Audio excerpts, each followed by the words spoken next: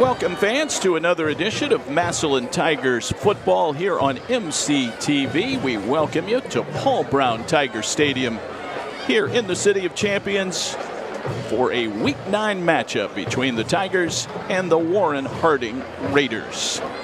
David Wilson reporting from the booth, joined shortly by College Football Hall of Famer Jim Ballard for analysis and commentary of tonight's game. The Tigers are 5-3, coming off a big win last week against the team from San Antonio, Texas, Cornerstone Christian. Final score of 45-20.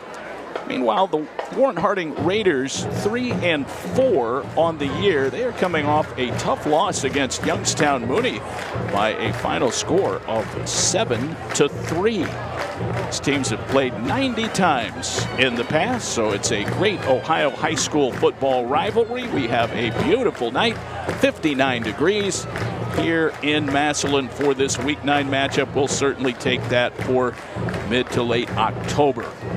Tigers looking to move up in Division II, Region 7. We'll see if they can get it done tonight against Warren Harding. Our broadcast coverage will start in earnest in just a while as we get you closer to a top-of-the-hour kickoff. In the meantime, we invite you to enjoy the sights and sounds of all the pregame entertainment provided by the Massillon Tigers Swing Band.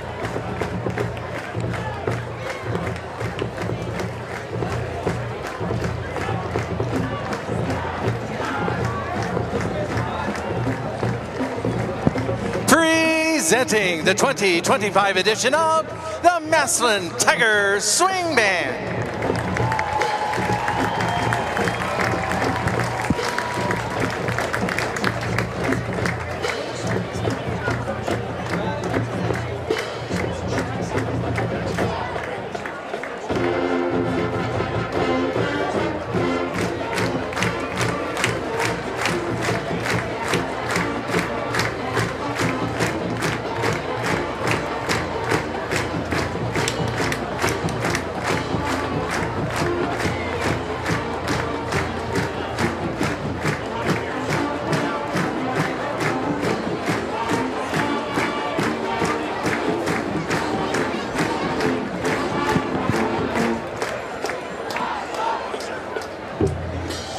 And now, saluting the visitors from Warren G. Harding with an old Massillon High favorite.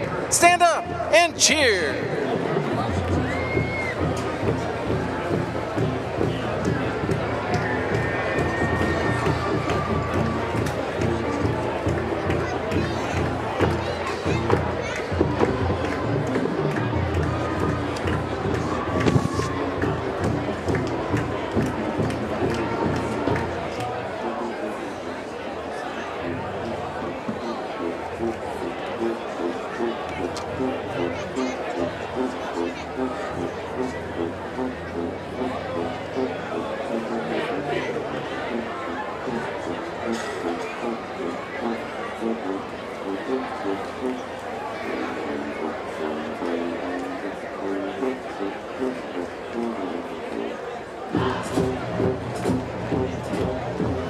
The Eye of the Tiger.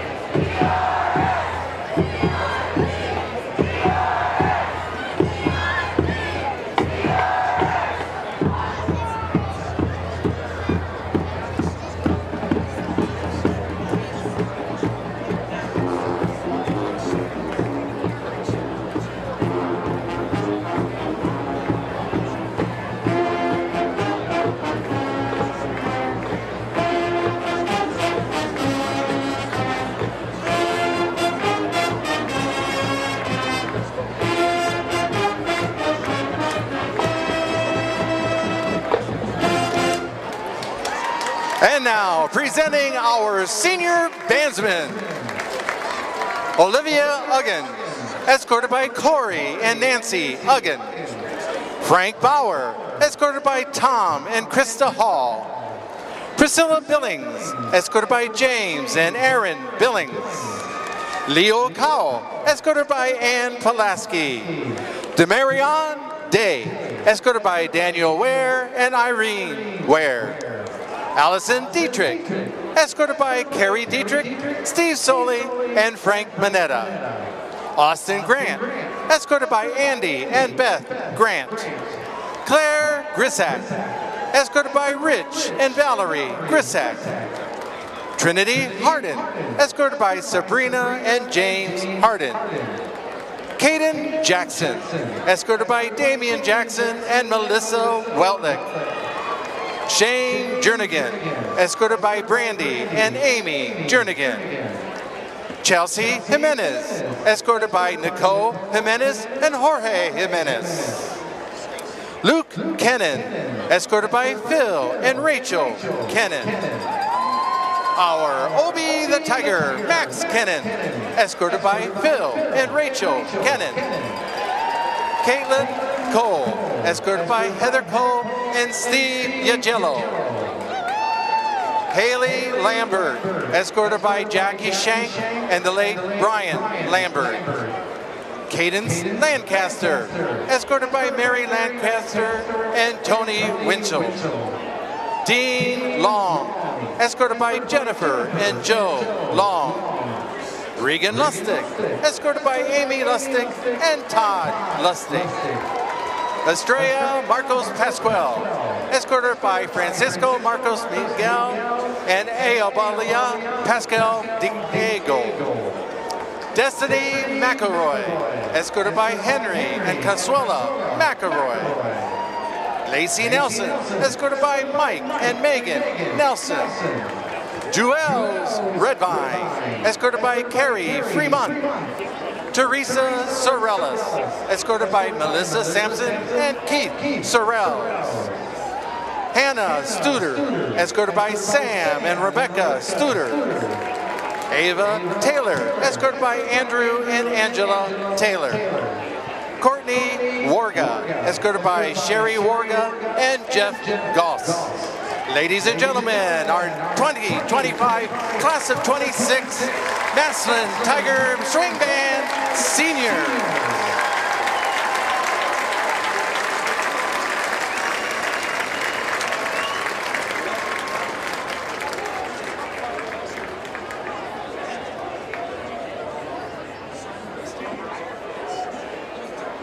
And through the long, long years to come, wherever we may be, ladies and gentlemen, with Mr. Jason Neal directing, please stand for the Massillon Washington High School alma mater as led by our senior bandsmen.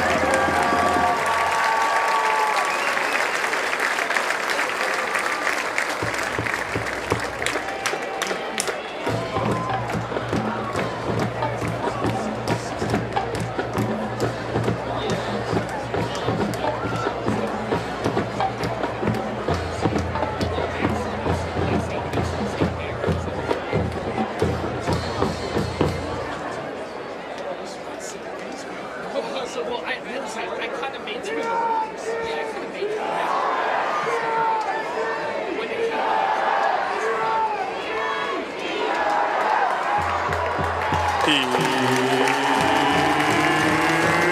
the Tigers.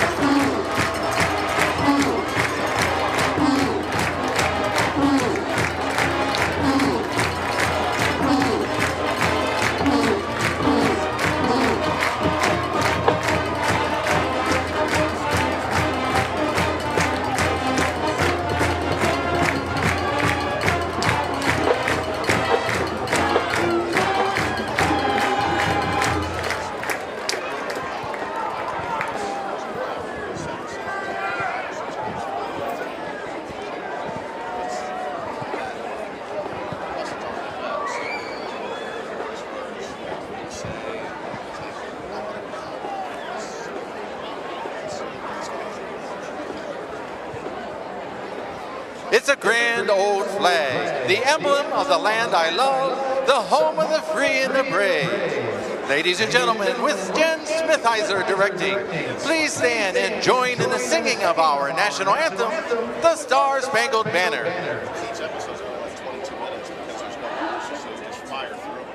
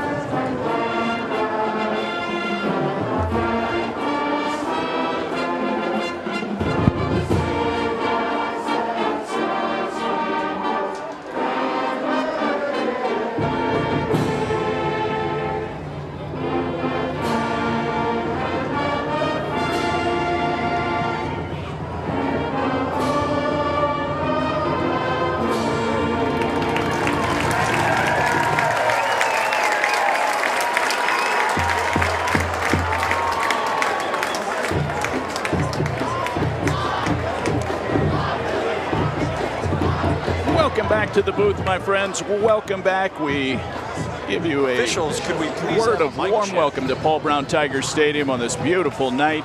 59 degrees as we get ready for kickoff. Lights are on, taking full effect. David Wilson joined by my friend and partner Jim Ballard. And here we are, week 9. We've talked about the 9 home game slate with the big game coming up next week against McKinley.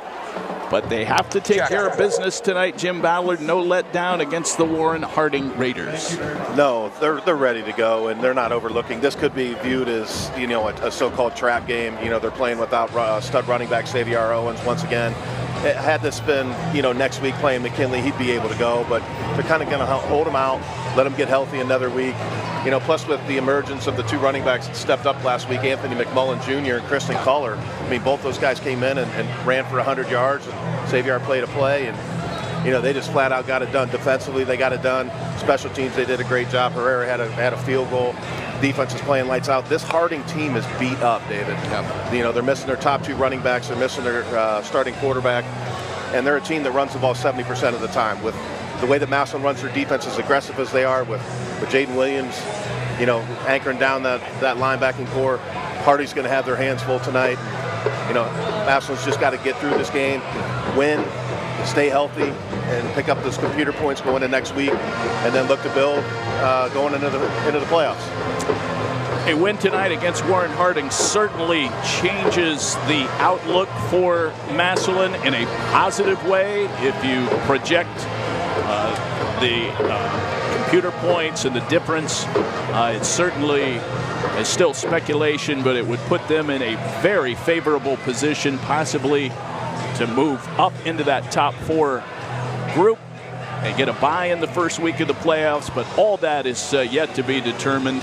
One thing to note, Jim, as we get ready for kickoff, and Massillon did win the toss, they deferred to the second half.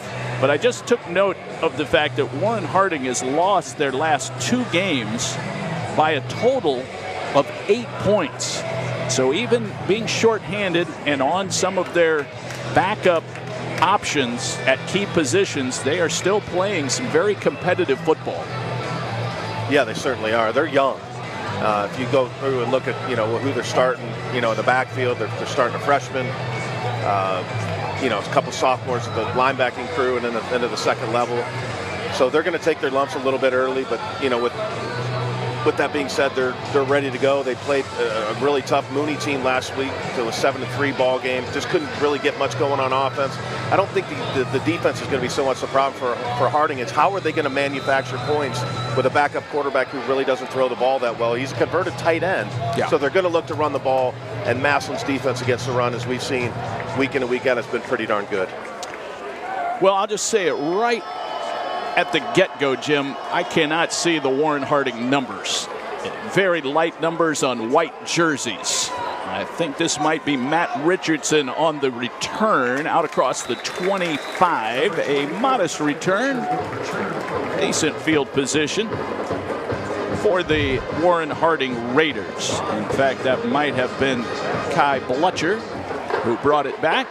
Tackled by the Tigers' Veach Williams, and away we go with some Friday night football here in Week 9, senior night here at Paul Brown Tiger Stadium. Loving the all-orange uniforms, like the Orange Crush from the Denver Broncos back in the day. Tigers are giving up 22 points a game defensively.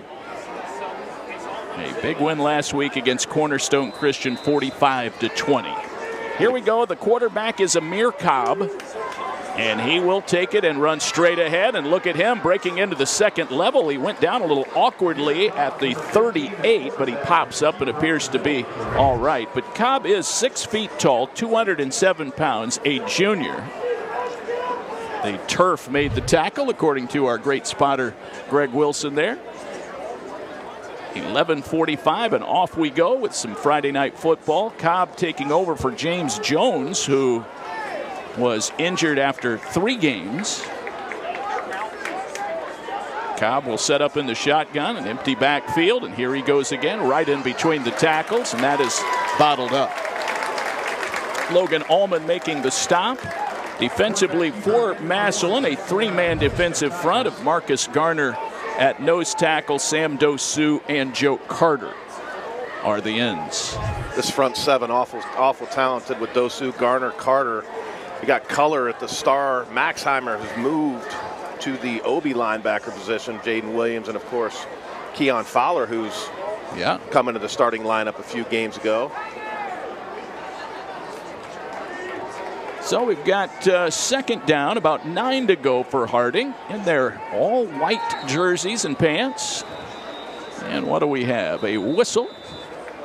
And it looks like Warren Harding might have taken a timeout. So we'll take one as well. 10:47 to go, first quarter. No score so far between the Raiders and the Tigers. And we're right back to Paul Brown Tiger Stadium. If you dare to be a pizza pro, the new Stone-Baked Pizza Mode from Frigidaire is all you. Second to none for restaurant quality, it's dough to done in 2 minutes. And in the oven that dares to have the most range, it's just one of 15+ cooking modes. When you dare to bring more flavor to the table, dare to expect more from your oven. Frigidaire. Experience the difference of family-owned business. Home Appliance Company, where great value meets exceptional service.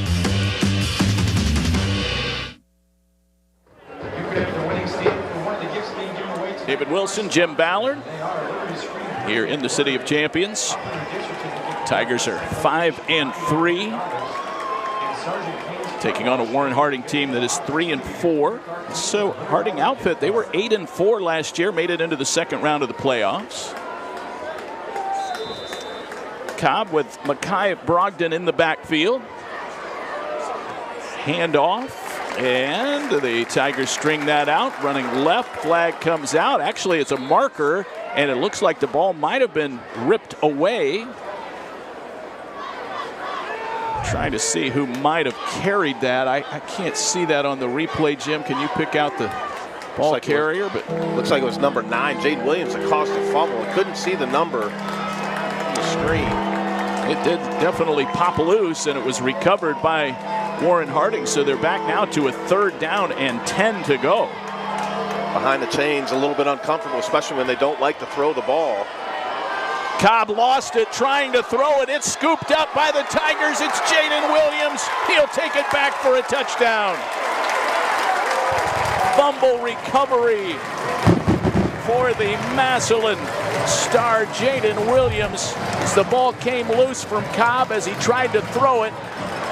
And it's about a 25-yard return for Jaden Williams, who scores his 2nd touchdown of the season. Jaden Williams coming from the backside pursuit. Tried to sprint out the big fella, and the ball just simply slipped out of his hands. His arm was going forward, but the ball had come out. Nobody around, but Jaden Williams a scoop and score.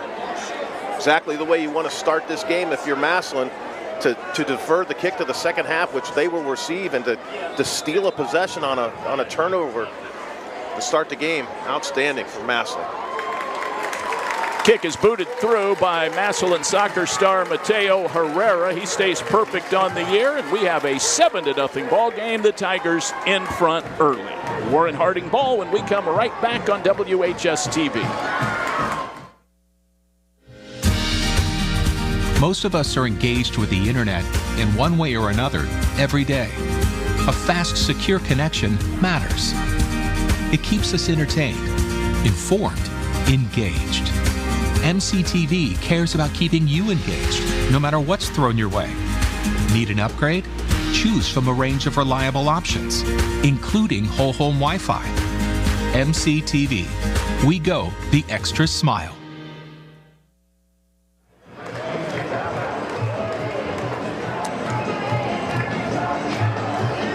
Seven to nothing Massillon. Jaden Williams with the scoop and score after Cobb lost the ball in his throwing motion. Jim, I'm sure that has happened to you a few times in your career. That's got to be a helpless feeling. You know what? Honestly, I don't know if it really has. I wasn't like Kenny Pickett, where I had those small, measured hands, so I really didn't drop the ball too much. But Jaden Williams with the play before with the forced fumble that Massillon almost came up with, and then they come back with a little pressure. Jaden able to pick it up and score. Again, exactly the way you want to start if you're Massillon, to steal that first possession and put points on the board. From the 6-yard line, that's Matt Richardson, and the ball is loose again. Inside the 20-yard line, they pile up for it. I don't think anybody has it yet, and now they say Massillon ball. Number 30, Devon Williams, the 5'8", 190-pound sophomore, streaking down. We're going to see it again on our MCTV replay. Poked away. Jackson Perry, number 38, looks like he poked it away. 2 quick turnovers for Harding. Massillon takes over in the red zone. So I'll just rephrase the question. Wouldn't it have made you feel bad if you lost the ball on your throwing motion? If it happened. You would have helpless. Been, yes. Thank you. Panic.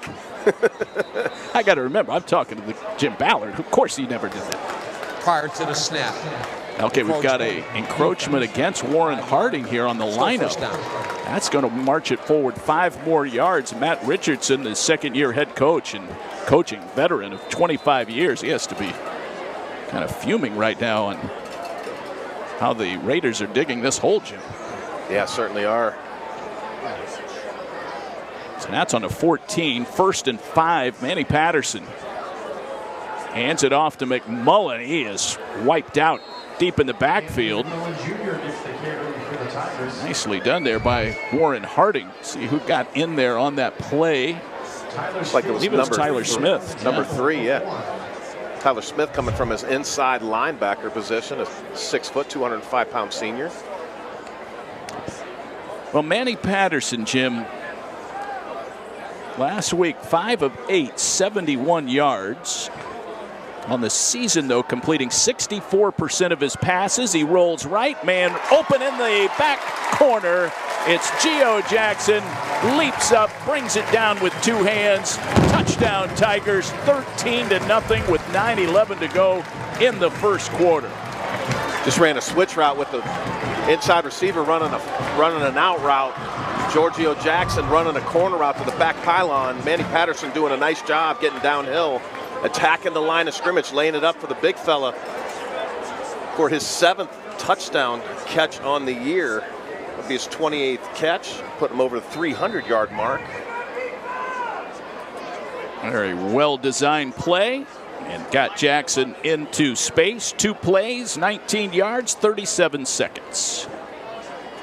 2 touchdowns within a minute. Snap was not the best. They got it down, and Herrera boots it through. And that makes it 14-0 Tigers. More to come from Paul Brown Tiger Stadium after this.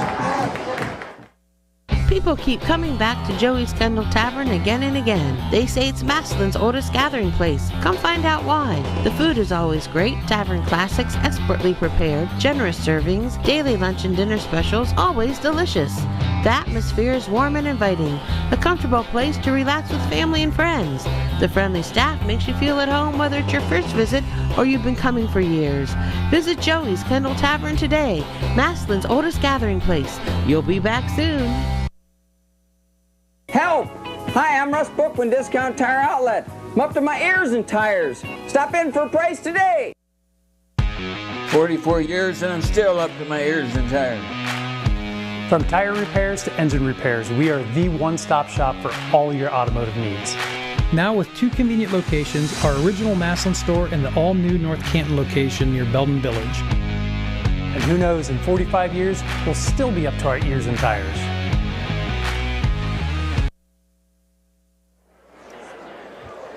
What a start for the Massillon Tigers against the Warren Harding Raiders. 2 touchdowns on the board. We are not 3 minutes into the quarter. And this one will bounce out of bounds over on the far side of the field. So I'm not sure exactly what happened that time. Shades of a few weeks ago, but looked like he was trying to just drop it in that soft spot. And with Massillon's speed on the outside, just to try to run down and cover it. Up 14-0. Why not try something? I think Warren Harding will take the ball. Free kick infraction. Ball be spotted at the 35-yard. Hey, our referee tonight is Mike Hayes. Tom Kosha is the umpire.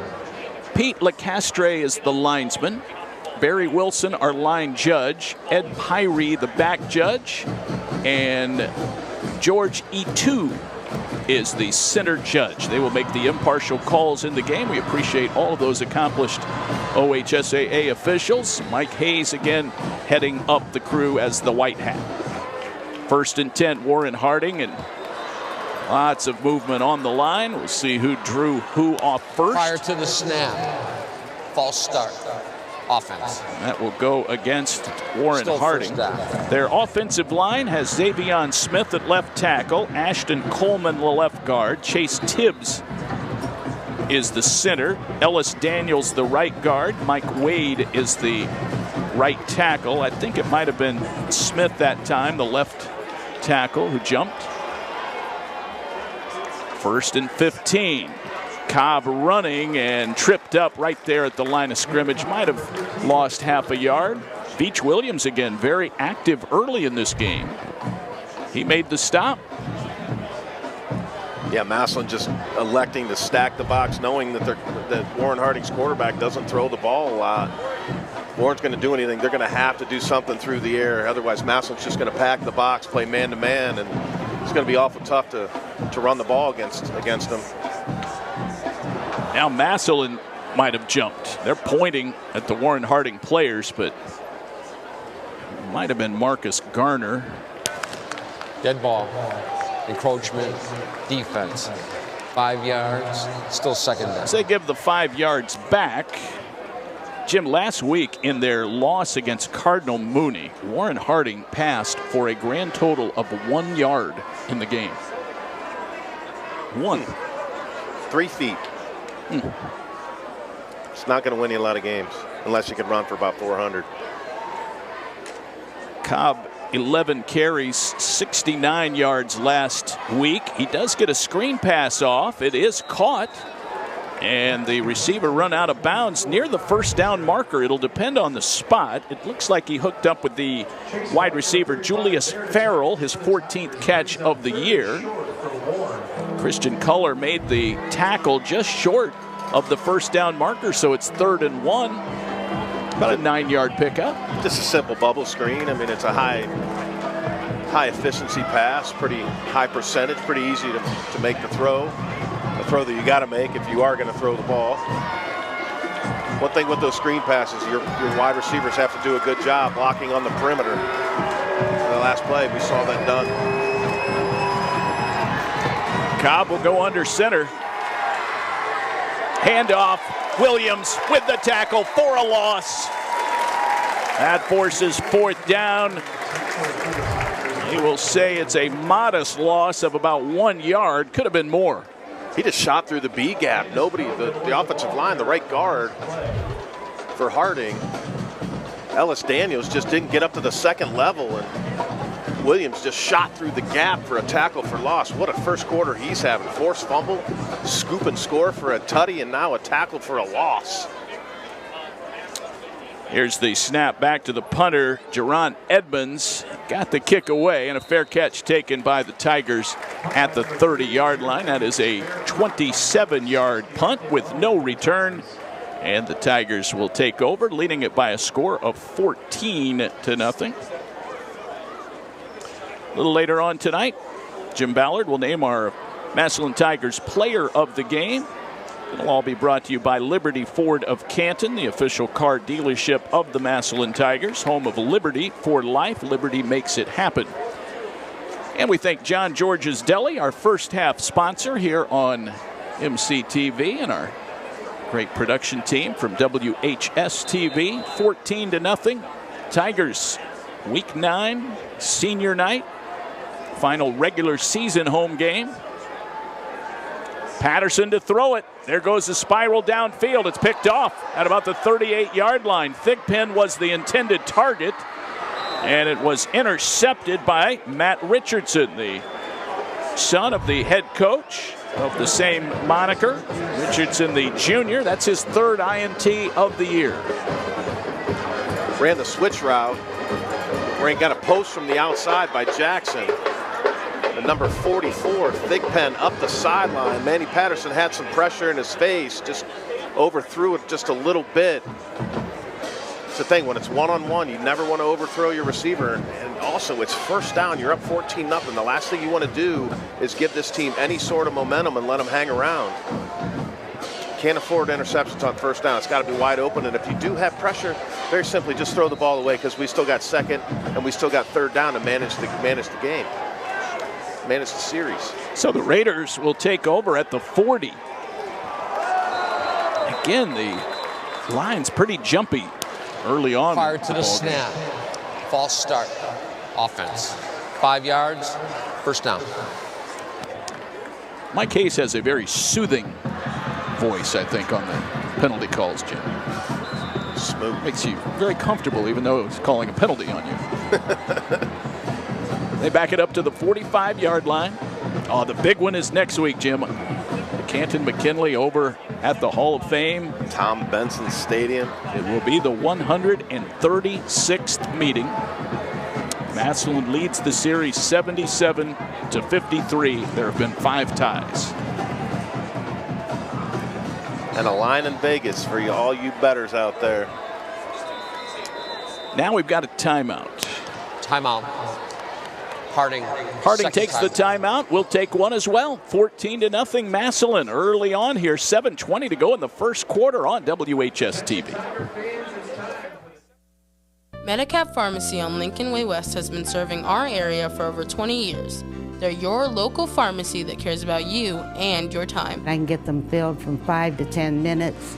If I go to a chain drugstore, I may have to wait a half hour to an hour. Probably the best pharmacist in the city.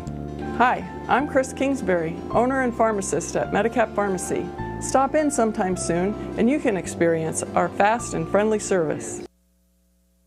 Around here, pizza night is serious business. Hey, did you say pizza? It better be good. Well, then it better be Krause's Pizza. Das good. You said Krause's Pizza. Das good. Yes, Krause's Pizza. And we'll get the original pizza. Get the original pizza topper too, okay? All right. We'll get a large pizza with sausage, peppers, and a topper. Roasted chicken and JoJo's and wings. Get a lot of wings, okay? Okay. When it better be good, it better be Krause's Pizza. Das good.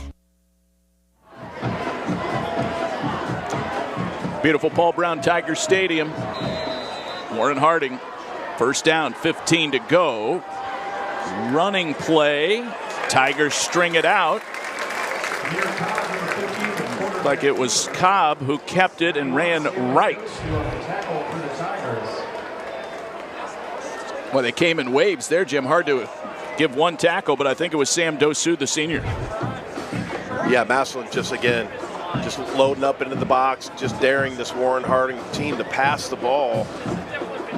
Massillon's defense, as we keep saying, so good against the run. Last week against the Texas team, they only gave up 80 yards on 24 carries. Cobb in the backfield. Looking downfield, throws a pass. Man is open, and it's caught. Hauled in by Austin Blackwell, and then he steps over the boundary line short of the first down. Got to the 35-yard line. Definitely a nice toss there. Leaves him at third down, about 5. A manageable situation here. Certainly was. It was a good job by Cobb getting his shoulders and attacking the line of scrimmage.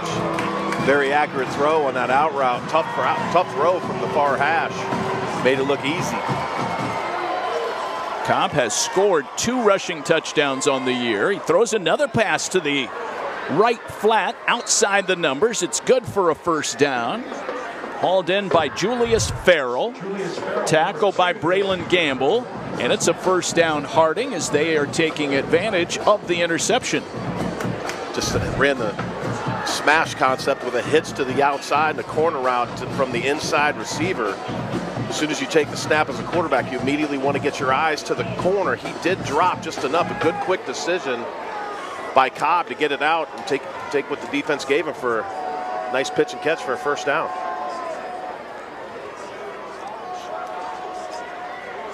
He'll throw it to Matt Richardson. Little wide receiver screen. That doesn't give very much real estate to the... They might have him as a loss there. A loss of 1. Second down, 11. Great job by Culler running through the block of number 24, Fletcher, to evade the blocker and to make the tackle in open field in a one-on-one situation on the bubble screen, which they ran effective earlier in the quarter.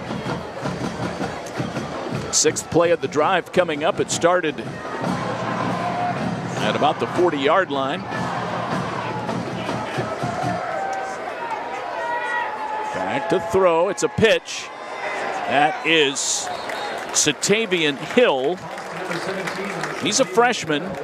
9 carries last week, only 31 yards. He didn't get much there either, Jim. Another loss. They're going the wrong way here after they got that big first down. And now it's third down, about 16 yards to go. Looks like they're going to run a halfback pass or tailback. I thought he would throw it too. And, I mean, the way it turned out, he should have just thrown the ball away instead of taking the sack. Freshman mistake. It's good coverage down the field. Jaden Williams sniffed that out, coming from his linebacker position to put pressure on. 4 receivers set. Cobb running, got a good block from Hill. Now he's going to be sacked in the backfield as Jaden Williams came and knocked him down. Flag on the play. Cobb got tackled way back at the 38-yard line, maybe the 39. Nate Moore getting the story on what the penalty is. Holding offense, number 58. That penalty's declined. 4th down. All right, so they will decline the holding penalty, and Jaden Williams is just a man possessed right now all over the field, and Cobb had no idea what was coming from the blind side there. I don't know how many statistical categories there are defensively, but Jaden Williams is filling up almost every box. All right, the mic is still on. And we're going to wait. Evidently.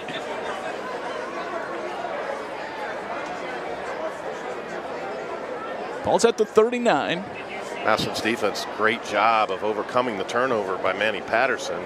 They did not get the chain gang set, so now they've got the marker back at the 39. It's 4th down and say 4th and 26. Here comes the punt, low snap, but Edmonds got it away. No return here for the Tigers. It will roll inside the 10. Line of scrimmage, the 39. It's about a 31-yard kick. No return. The Tigers hold after the interception, Jim, but boy, Jaden Williams right there on the big sack. Williams now with 4.5 sacks on the year. He had 2 last week. Had a sack, forced fumble, scoop and score. Not another tackle for loss with the sack. And a partridge in a pear tree. It's incredible. He is just everywhere. Indiana commit. See if he holds that commitment. 1st and 10 from the 8-yard line. This was a 32-yard kick. Manny Patterson in the backfield. Warren Harding walking their safeties down awful tight. Corners up, man-to-man pressure. It is a running play for McMullen. And he rolls straight up the middle. James Wallace, the left tackle. Kevin Elliott, the left guard. The center is Davion Floyd. The right guard is Marcus Garner. Robert Blakely is the right tackle. Owen Sergo will sub in on the offensive line that has done a great job of protecting Patterson. Here's McMullen picking his way forward. Got to the 19-yard line. Should be good for a 1st down, and it is. Mullen stepping in nicely. Got the majority of the carries once Xavier Owens was hurt last week. 23 for 130 and a touchdown, average 5.7. Massillon's offense didn't miss a beat without Owens last week. Going to be able to take tonight off as well to get him healthy for that Week 10 matchup next week over in Canton. Raytwan Hill made the tackle on McMullen, the inside linebacker. That time, Harding read the mail. McMullen is stood up. 2nd down, about 10 to go. Tackled by 78. Looks like that would be Ellis Daniels, their nose tackle. Works with Anthony Simpson and Justice Dukes at the ends. Harding big up front. They run a 3-4. They're Daniels 6'3", 295. Simpson 6'2", 250 at the DN. Other DN 6'5", 265. Jackson evades a couple of tackles after the catch. Got to the 34. Nice pickup of about 15 yards. Really like Giorgio Jackson. He checks a lot of boxes. 6'5", only a junior. In my opinion, David, he's going to be the next one out of Massillon that's going to start just throwing offers down like dominoes. Got great hands, got great size, his ability to finish catches, big catch radius with long arms. Now we saw that on the touchdown earlier, the back corner of the end zone. Saw the athleticism with the toe tap. McMullen in between the tackles. He's hauled down at about the 38. Pickup of 4, tackled by Asa Birch, the outside linebacker, his 33rd tackle of the year. He has some pretty good stats, 3 sacks and 2 INTs for Asa Birch. The defense hasn't been the problem for Warren Harding the last few weeks. It's just been the ability to score any points. Warren Harding's defense is giving up, on average, Jim, this season through 8 games, 16 points a game. Jackson makes a great two-handed grab and gets tackled at the 40. So not much of a gain there on 2 yards, but a nice catch. Raytwan Hill again on the tackle. This will be the 8th play of the drive coming up. It started way back on the 8-yard line. If nothing else, if they do end up short of this first down. Massillon has done a good job of at least getting the ball out to try to flip the field. Warren hasn't been able to do anything really offensively. 2 first downs and minus 24 yards rushing so far in this first quarter. Take off with a couple sacks and a couple fumbles behind the line of scrimmage, but Massillon's defense is getting it done. Patterson fires to Jackson, had it, and it was poked away, and I think they're going to say incompleted pass. So they jarred it loose from him right there. Ty Butcher there to break up the pass for the Raiders. Fletcher on the stop. The first one I saw that, I thought it might be a catch and then a fumble, but I guess they didn't consider that an athletic move after he did secure the ball, not taking enough steps. But what a great play defensively to poke that ball free. Manny Patterson did a great job of getting that ball out on time on a quick little hitch. Patterson is sharp early, but the drive stalls out. 4th down, 5 to go. Punt coming up here for Rasmus Haynes. And that will be caught at about the 25-yard line. Maybe not the best decision. The Gunners come down. A flag comes out. It's thrown over on the Massillon sideline. And his sideline warning. Got to get the get-back guy on his A game tonight. Richardson was the return man who was hauled down. And so the Tigers defense comes back on the field with 1:18 to go here in the first quarter. There starts a warning. There's no. We are really having trouble with mic management. I do admire the enthusiasm, though. Kind of a behind the scenes of exactly what happens down there. Yes.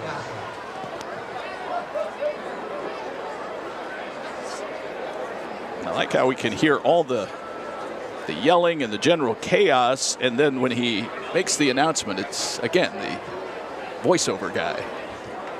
Not only do I referee games, but I'm also the voiceover guy. Here is the snap, the handoff. Let's see. Looks like that was Brogdon who carried it. 14 carries, 44 yards last week, plus a catch. 303 yards on the season. I believe that was his first carry of the night. Modest gain, tackled by Christian Culler. 14-0 Tigers, inside a minute to go here in the first quarter of play.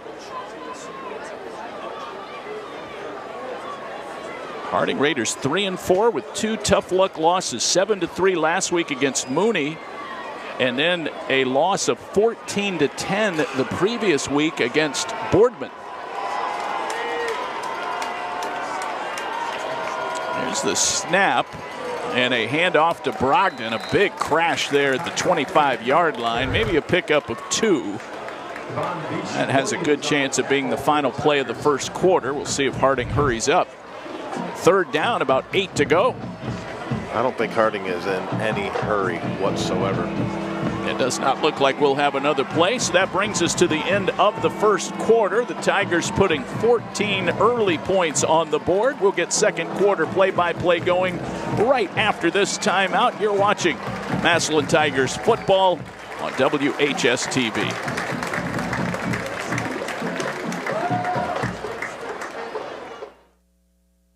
John George's Deli, Drive-Thru, and Convenience Store. Serving up delectable deli trays for your special events for over 60 years. John George's has the perfect tray for that big party, family gathering, little get-together with friends, or any occasion. Call and place your order today. Don't forget to visit their walk-in cooler featuring more than 500 craft beers, seltzers, and more. You'll find what you're looking for and so much more at John George's Deli, Drive-Thru, and Convenience Store.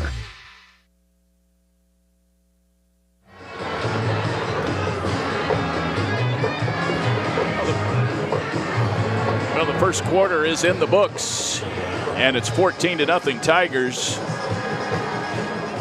Williams, a 25-yard fumble return for a touchdown at the 9:59 mark of the first quarter, and then Gio Jackson, a 14-yard touchdown reception for Manny Patterson. Herrera adding the kick both times. And it's 14-0. Pretty good start for the Tigers, Jim. Yeah, it certainly is. Defensively, they've really gotten it done, but the offense really hasn't done too much but just capitalize on a short field. Score of interest over at Robert Fife Stadium. It's Canton McKinley 14, the Jackson Polar Bears nothing.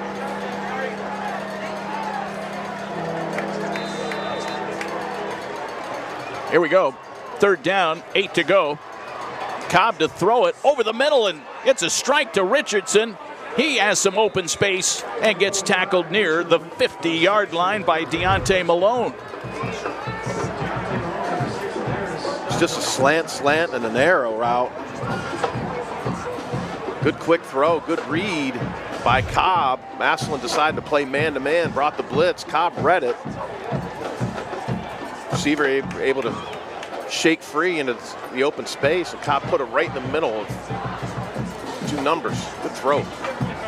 1st down and 10 at the 50. It's Richardson in motion. Now the ball's loose. It was a foiled handoff, and the Tigers have it. Fumble recovery after they tried to hand it off to Richardson. Cobb after it, but could not recover it. Tigers came up with it. I believe it might have been Williams who came up with the loose ball.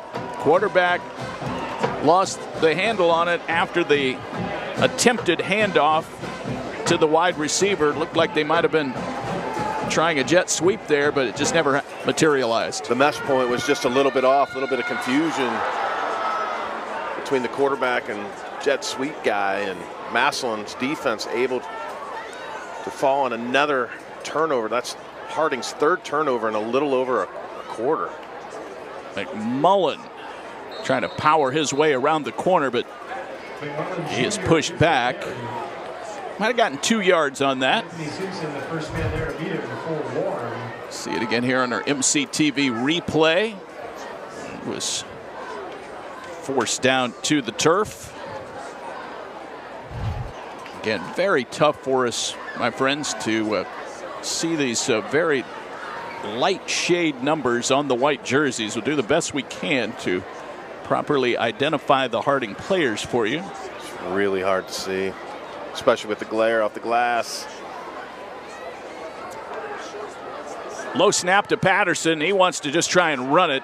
Busted play.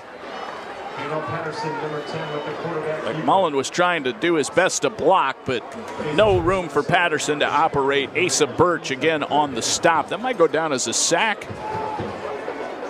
I would have to think that it would. Just a bad snap from 6'2", 290-pound junior Davion Floyd. Not many of those on the year. He's been outstanding. He really has been.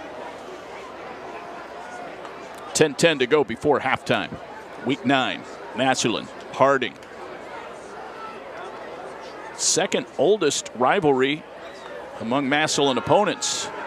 Now Patterson in trouble, and he just chucks the ball down toward Jackson. Was broken up. Luckily, it was not picked off as Kai Bletcher got it there and poked it away. Warren Harding drawing up an all-out blitz, brought the outside linebackers and both inside linebackers were able to get a lot of pressure on Manny Patterson, brought more than what that offensive line could block. Massillon's offense has been a little bit stagnant tonight, David. 4th down and 10 to go from their own 48-yard line. Richardson is back to return this. Haynes to punt. He's averaging 37 yards a kick on the year. Got that one away. A shorter kick, and it checks up. And it will be down at about the 28-yard line. 3.09 on the hang time. Not a favorable bounce for Rasmus.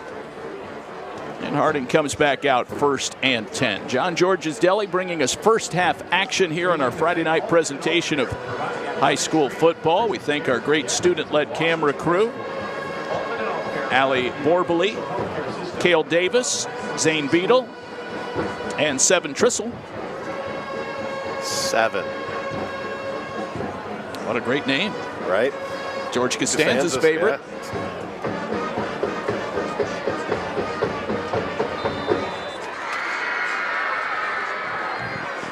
First down and 10 for Warren Harding. Ball on the 29-yard line. Just over the left tackle. Not much going on first and 10.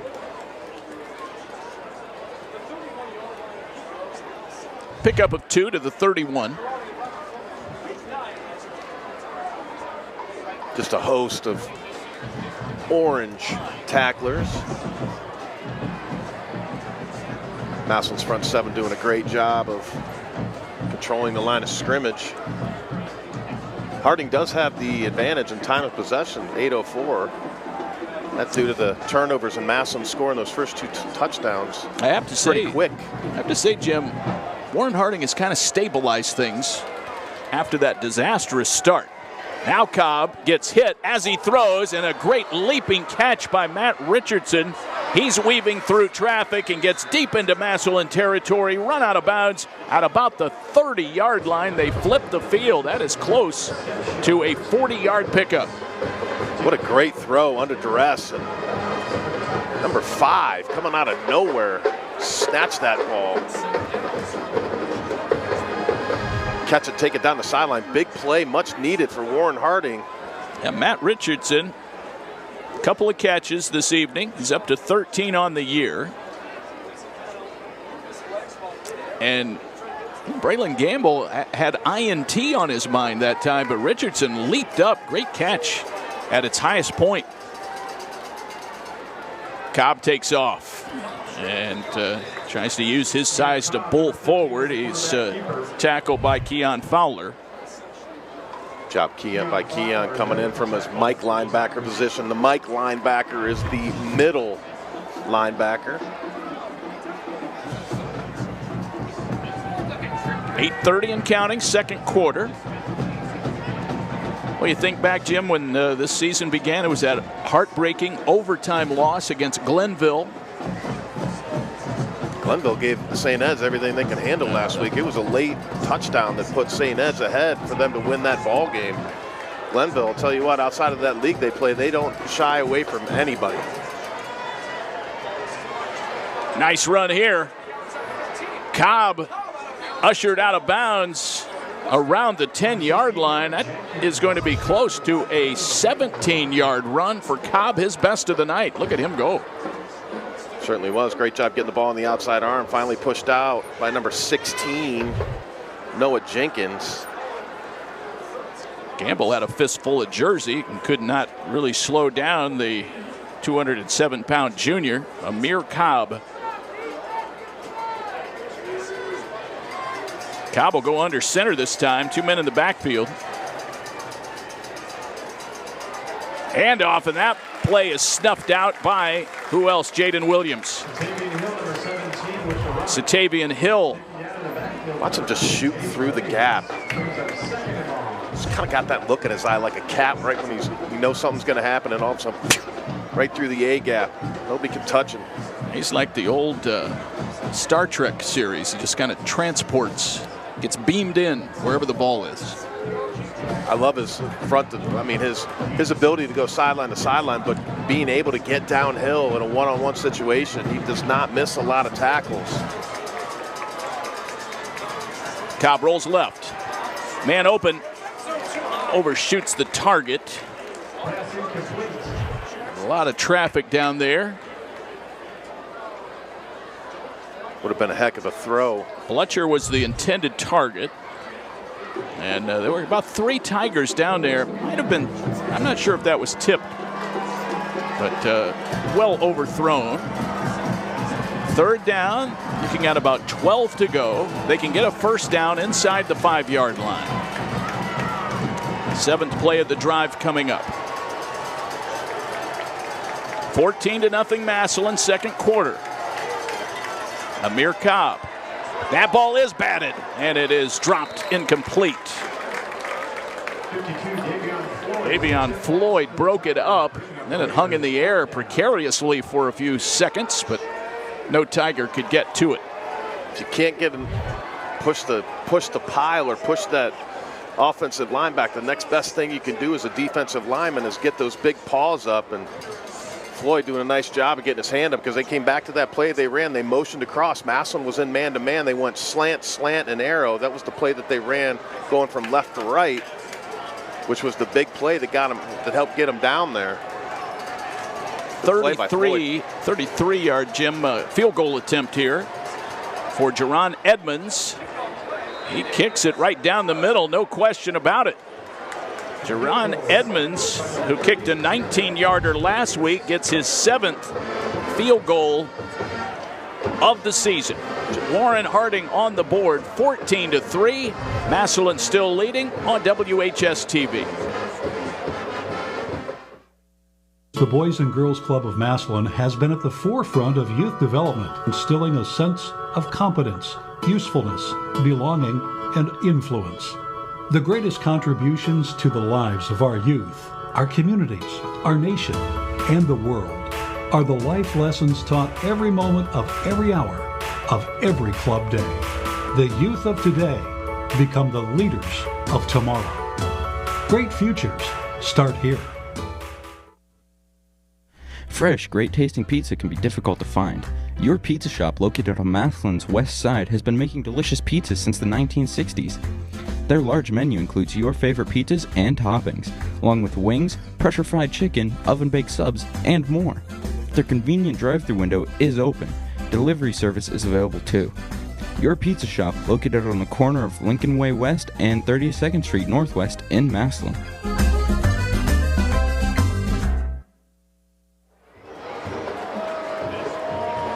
Here comes the kickoff. It looks like it will drift into the end zone for a touchback. 8 plays. It took 2:30 off the clock for Warren Harding, a 56-yard drive, resulting in the field goal. Looking at the total yards, it's a little bit of a shocker. Didn't realize it. Massillon only has 3 first downs, David, minus 17 yards rushing with the sacks. 30 yards passing, 13 total yards. They had the ball so far in this game, 6 minutes, 9 seconds. Harding has had it 10 minutes and 44 seconds. Harding hanging in after turning the ball over 3 times. Yeah, the Tigers offense stuck in neutral right now. And that run for McMullen might fix that. Burst forward to about the 33. That's good for a first down. 13-yard pickup. Tackle by Mendez Profit, the senior outside linebacker. Great job by the right guard, Marcus Garner, and the right tackle, Robert Blakely. Logan Allman also with a chip getting up to the second level over the right side of that line. One of Massillon's best running plays thus far tonight. Patterson takes the snap. Again, McMullen powers to the 40. That's another good gain on first down of about 6 yards. Second down, 4 to go. Final regular season home game. A lot of scenarios at play, but there is a great percentage, Jim, if the Tigers can take care of business tonight and next week. Of course, that's a big if, but has to happen. But Patterson ready to throw on second down. Pressure coming. No one open downfield, and he still gets tackled across the boundary. Boy, Manny, just go ahead and get out of there to avoid the hit. Still had to absorb a tackle by Xavion Smith. Third down, about 2 to go now. But I was saying, Jim, the percentages go way up for the Tigers to jump into that top 4 group. But 2 wins critical to make that happen. Yeah, certainly would be. And of course, tonight takes precedence over next week. Next week will be there. Just got to come away with a win tonight and clean up some things. And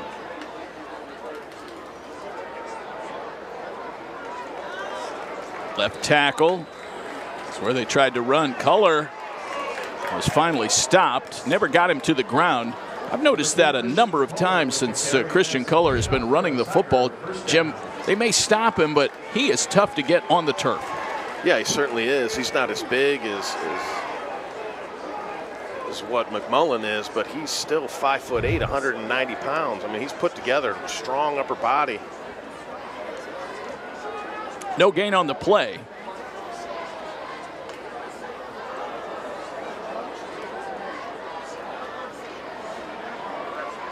Or perhaps he didn't gain it. It's good for a first down. So he got more than I thought. And they do move the sticks. There's a breakaway for the Tigers. To the 30, to the 20. It's Culler, and he is hit and knocked out of bounds. He did not get in, but he's inside the 5. They're going to mark him out at the 3-yard line. That's a 43-yard burst of speed. No, it is McMullen. McMullen with the carry all the way inside the 5. They're in the red zone and more. Great job by the left side of that line. James Wallace Jr. and the left tackle, left guard, Kevin Elliott Jr. again. Logan Allman, a great blocking tight end. Culler trying to finish the drive, and he does. Christian Culler, a 3-yard touchdown run. Tigers put 6 on the board with 5:15 to go here in quarter number 2. It was all set up by the big McMullen run, and then Culler punches it in. 20-3, pending the PAT from Herrera. Culler with his 4th touchdown of the season. Herrera with the convert try. It's perfect. 21-3, Massillon. 6 plays, 80 yards, 1:52 of clock time. Back to Paul Brown Tiger Stadium in just a moment. Doring Vision Center is a primary care optometry clinic located in downtown Massillon. We have an optical department with a wide variety of eyeglass frames. From budget packages to designer brands, we have it all. Doring Vision Center uses the latest technology and fit all types of contact lenses. We treat eye disease conditions and will take emergency eye visits. Most insurances are accepted and same-day appointments may be available. Doring Vision Center. See our offices in Massillon or New Philadelphia. There you see the score, 21-3. The Tigers march down the field. Big run by McMullen. Offense starting to click on that drive, Jim. 6 plays, and they got the job done. Yeah, they certainly did. They find a little something in that run game, which they've done so well. Offensive line started to move some guys around and open up some spots. McMullen and Culler did the rest. Tigers playing without Xavier Owens tonight as he continues to nurse that shoulder injury. Here is the kickoff, end over end, short kick to about the 8-yard line. Return on the hash mark on the left, snuffed out by Williams. Richardson on the return. Deontay Malone there defensively as well. Number 8, Eli Moore, hustling down, backup quarterback on kickoff team, getting himself a tackle. Love it. Eli Moore, 4-year Ballard Quarterback Academy quarterback. Honored with all the other seniors. It was a nice group of the Moore family and all the others. So the football is at the 27. That's where this drive will begin for the Warren Harding Raiders, coached by Matt Richardson, who was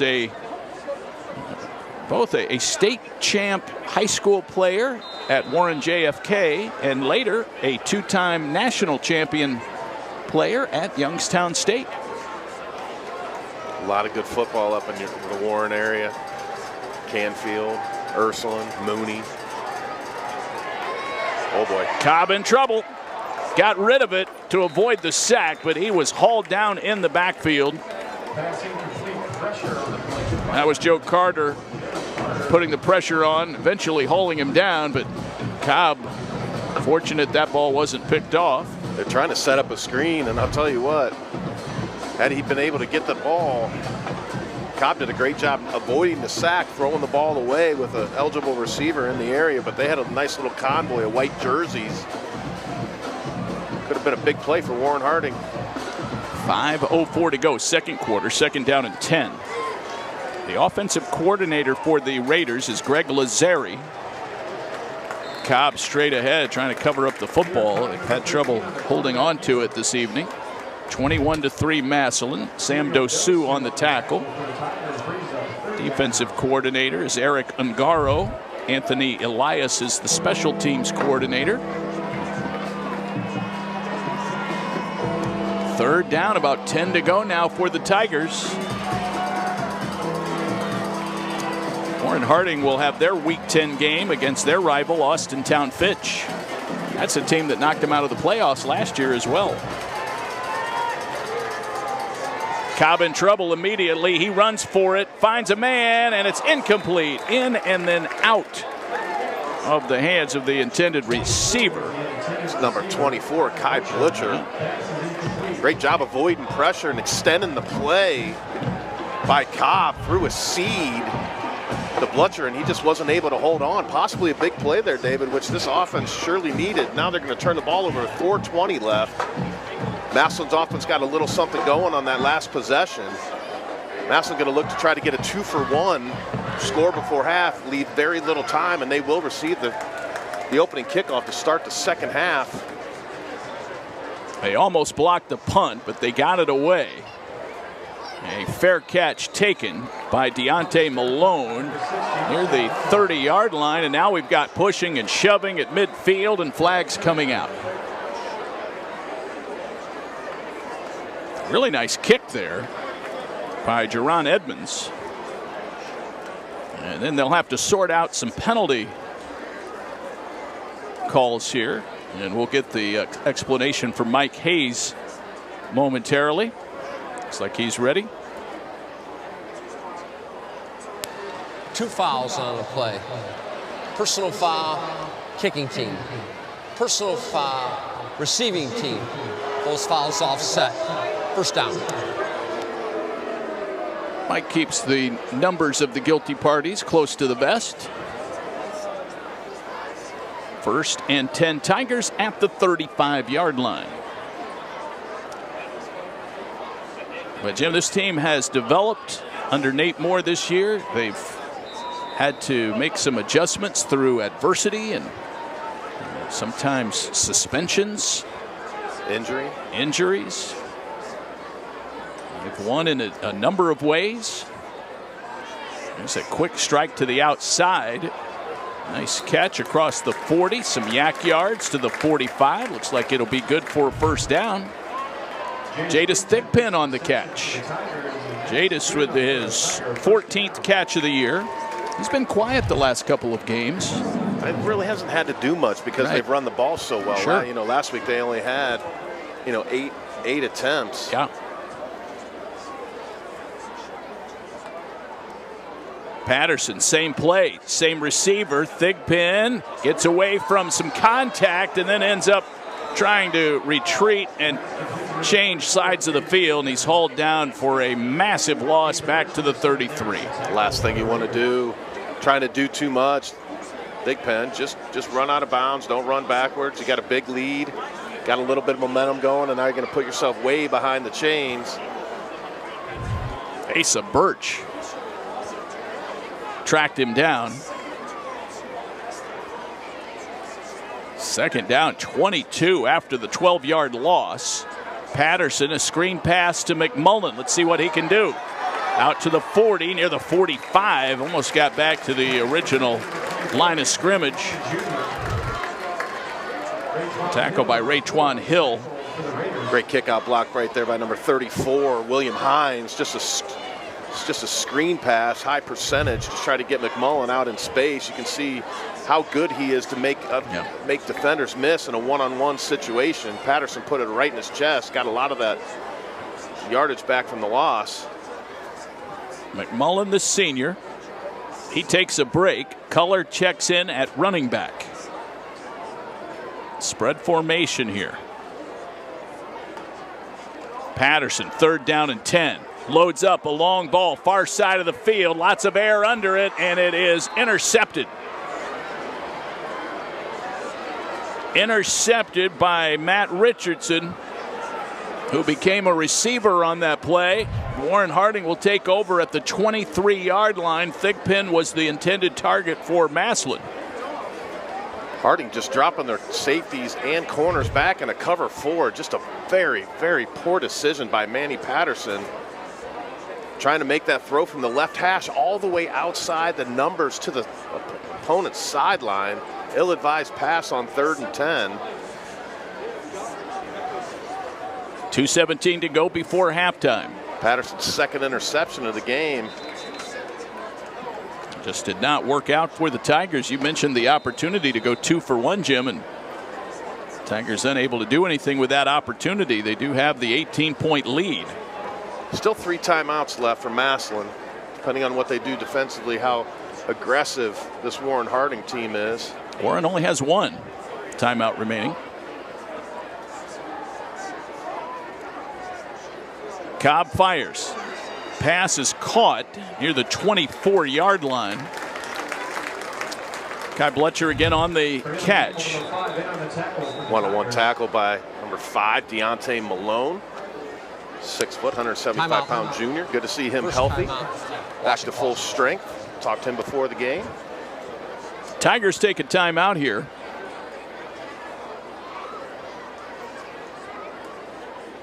All right, we'll take one as well. We have 2:07 to go in the first half. Back with more second quarter play-by-play after this short break. Erie Street Pub, Massillon, Ohio's premier sports bar. Family owned for 3 generations. Open 7 days a week for breakfast, lunch, and dinner. With great food, generous drinks, and awesome atmosphere. Big screens with sports are everywhere you look. Enjoy food and drink specials with friends and family served by Erie Street Pub's friendly staff. Erie Street Pub, Massillon's premier sports bar. Come see us before, during, or after the game. For over 60 years, Friends and Family Credit Union has proudly served Stark County. We provide financial services to anyone who lives, works, worships, or attends school in Stark County. Whether it's a loan, savings, checking, or other financial services, now more than ever, it's time to bring a friend into the family. Come visit any of our 3 locations, online or our mobile app. Our focus is always you, the member.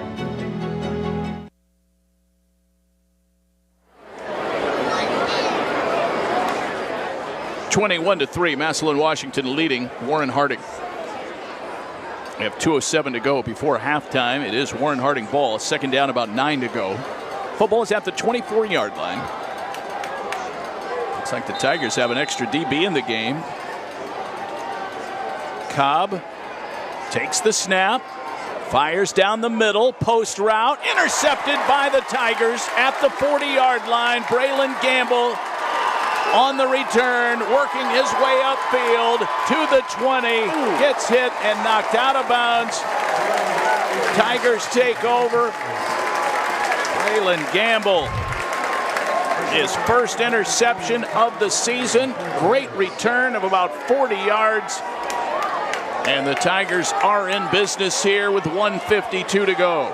Gamble just staying deeper than deep. Tried to run a post route, tried to get in between the 2 safeties. Had a chance, but Cobb put too much air under it. Needed to throw that a little bit flatter, but even still, you got to be careful throwing the ball late down the middle.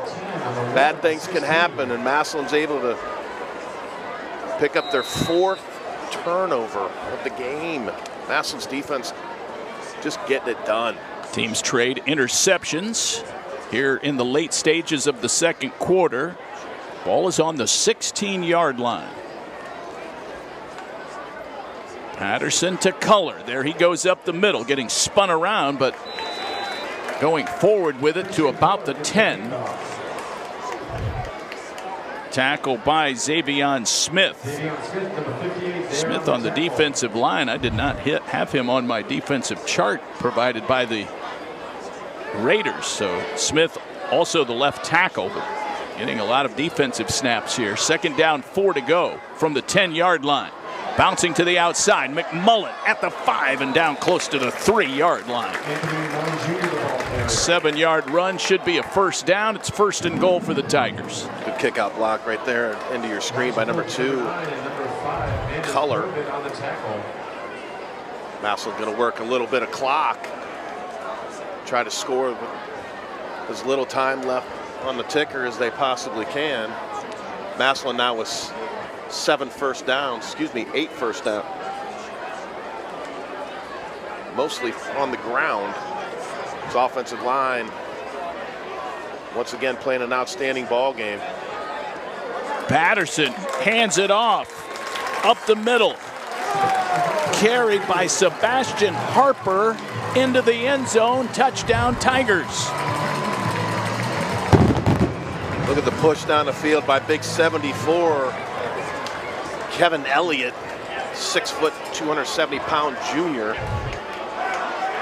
Sebastian Harper, the junior, carries it in for his first touchdown, and the Tigers make it 27-3.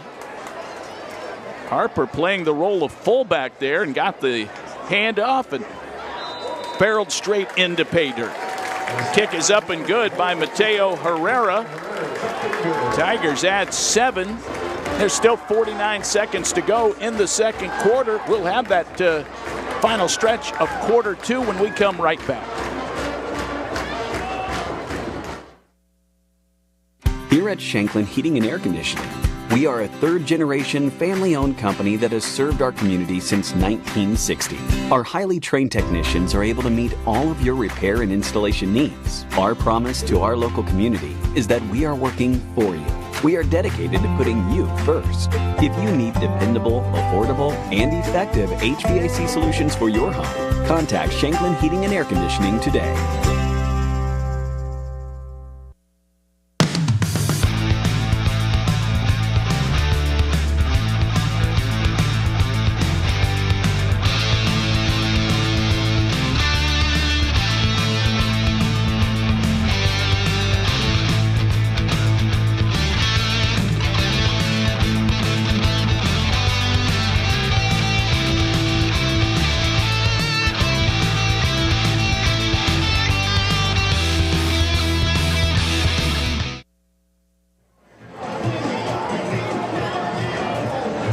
Plays, 16 yards, 1:03 off the clock. The Harper touchdown makes it 28-3. Tigers by 25. 2 timeouts left, 49 on the clock. Do you try anything here with the kickoff, Jim? I don't think so. I just think you just pound it into the end zone and let your defense do what they've been doing all half, and that's just dominate. Richardson from the 11 gets angled over to the far side. Nice return out close to the 30-yard line for the Raiders. Teo hitting a 2-iron off the tee. Low stinger. Good coverage by Massillon. Keep him pinned down. Good kick by Herrera. Keep him pinned close to their sidelines. Massillon doing a much better job of staying in their lanes than previous weeks. We've seen them give up some big plays on kick returns during the course of this 9-game homestand. Homestand comes to an end tonight. It does. Let's just hope that the football gods keep smiling on us and we're able to do another couple games together. Yep. Keep bringing all these great fans. Massillon. Ball's on the 27. Raiders ball. Richardson goes in motion. Flag out. Low pass. Incomplete. Far side. We have maybe an illegal shift coming up here. Illegal shift on the off. 5 yards. Repeat first down. Did look a little funky.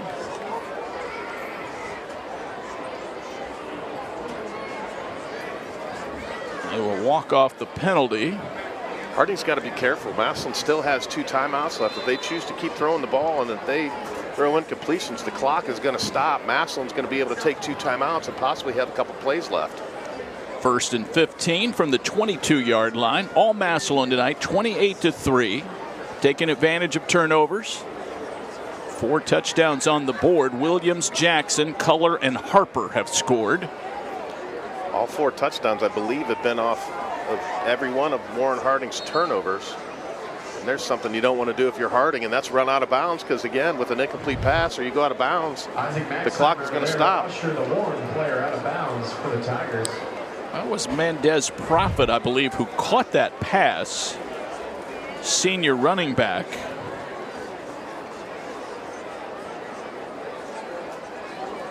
Again, very tough to identify the players with the color selections of these numbers and jerseys. That's Richardson in motion. Cobb in trouble, flag out, and Cobb goes out of bounds. Clock stops, 31 seconds left. That was a second down and long play. Let's see what comes up next. Same call. Illegal motion on the offense. 5 yards, repeat the down. You picking up what they're doing, Jim? On the illegal motion? It looks to me like there's a couple guys shifting at the same time. Everybody's not set before one guy goes in motion, but I'm still scratching my head on what Warren Harding is doing as far as managing the clock. I understand you're down 28-3, but you're in the your danger zone right now. Top Gun style. If you give Massillon the ball back before the half, because Herrera has shown that he's got a leg, distance. There's Cobb running straight up the middle. Quick timeout by Massillon. I'm sure the Tigers will use the timeout. Looks like they're just going to let it run. Okay. Yep. I would have opted for the timeout. You got 2 timeouts left. Why not burn one? Then they run the play on 3rd down. Then you call your last quick timeout, and you still have 15 seconds left. Matt Richardson was over there talking with one of the officials. Tigers do not stop the clock, and they will take a 28-3 lead into halftime, knowing they get the ball to start the 3rd quarter. Teams are heading to the dressing room. Jim Ballard, your thoughts on the first half? Tigers very opportunistic tonight. Yeah, they certainly have been. 4 turnovers has been key for Warren Harding, as well as a handful of penalties that really haven't helped. Massillon's defense has done some good things. Massillon a little bit of sloppiness on offense. Manny Patterson with 2 first-half turnovers.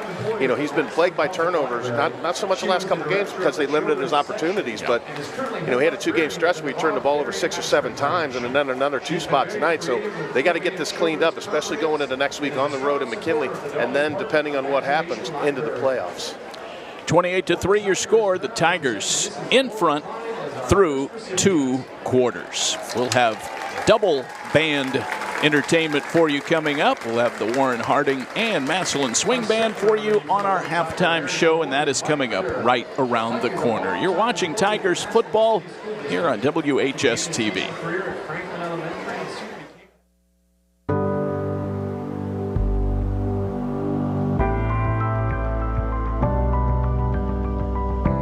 Only Electrolux has Smart Boost technology for the most effective stain removal.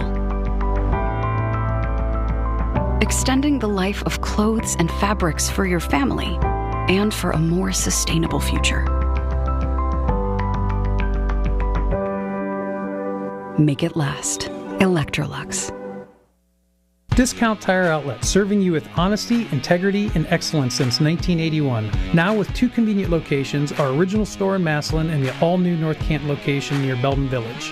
More than tires, Discount Tire Outlet is the place for auto service and mechanical work for all makes and models. See us for tune-ups, engine repairs, brakes, alignments, and all your automotive needs, and of course, tires.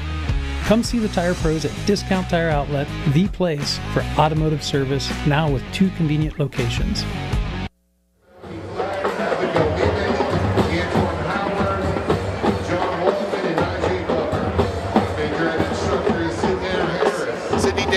Flagline instructor is Celeste Harris. Percussion instructors are Jordan Ringgold and Brian Yager. The band is led onto the field by field commanders Zayshawn Poole, Makai Capers, and head drummer Terrence Jefferson.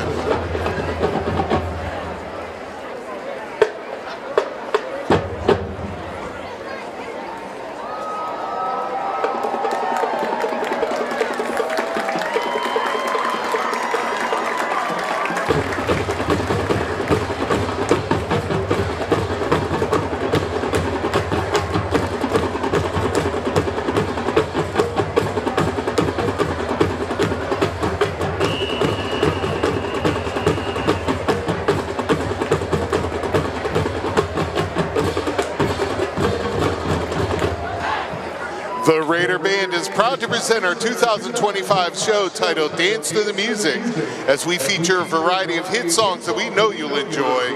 Our opening song takes us back to the year 2014 with this pop rock hit by the band Walk the Moon. Here is Shut Up and Dance.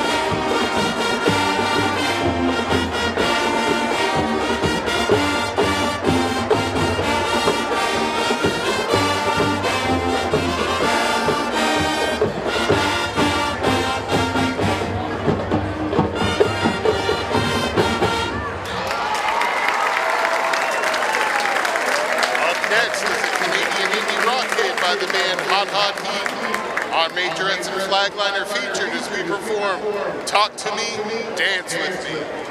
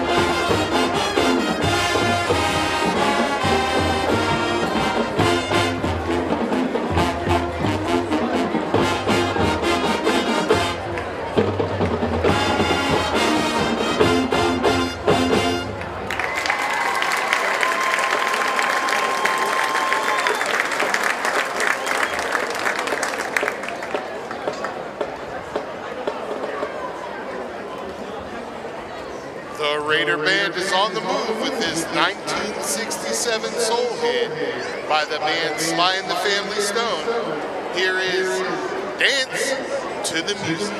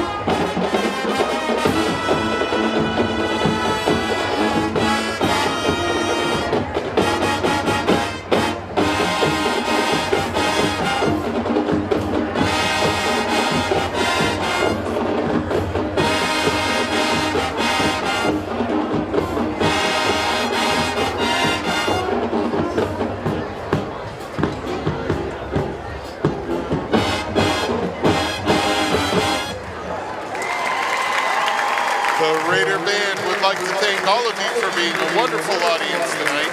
Now join us as we cheer our Raider team.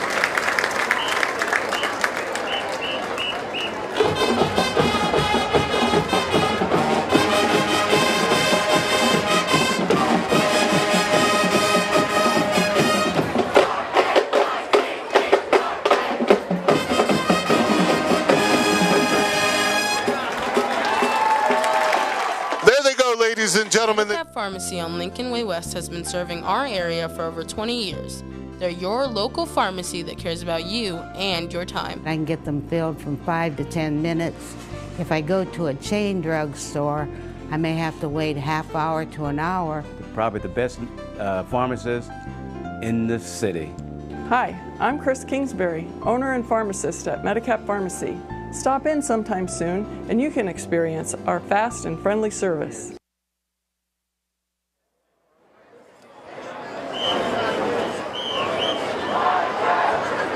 And now, it's showtime!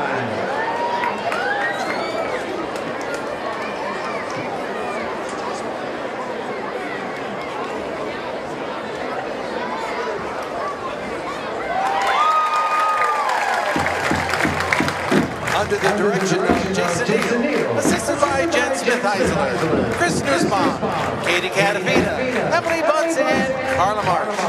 Led onto the field by drum major Matthew Meadows and Obi the Tiger Max Kennan. This is the 2025 edition of the Massillon Tiger Swing Band. With a Massillon tradition since 1938. Fanfare, Tiger Rag, and Carry On.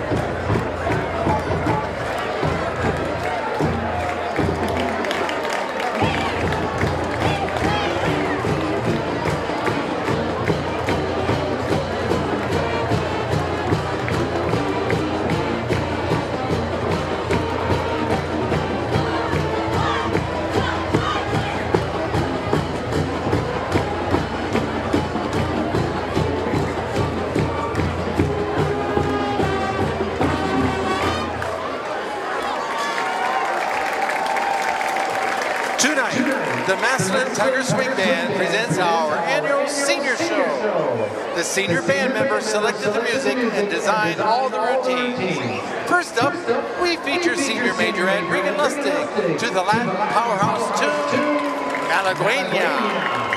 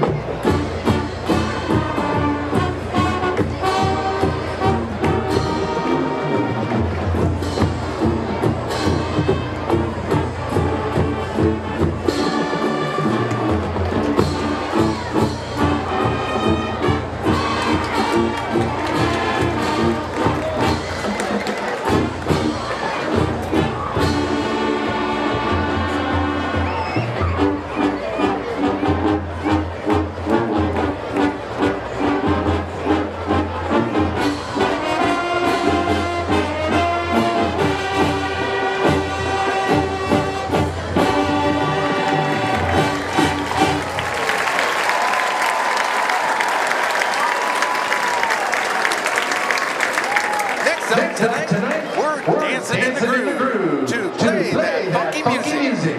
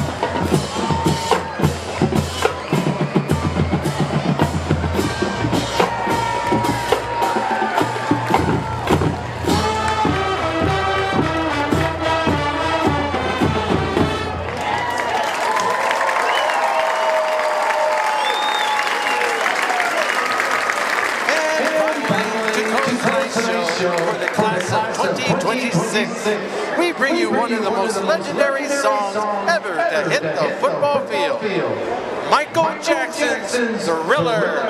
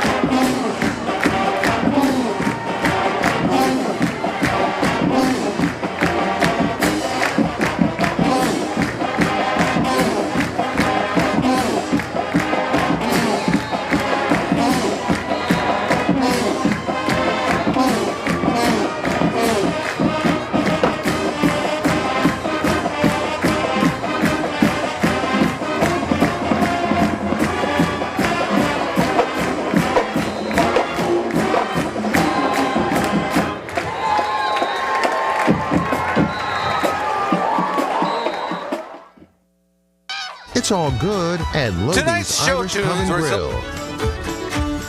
Good friends, good atmosphere, good food,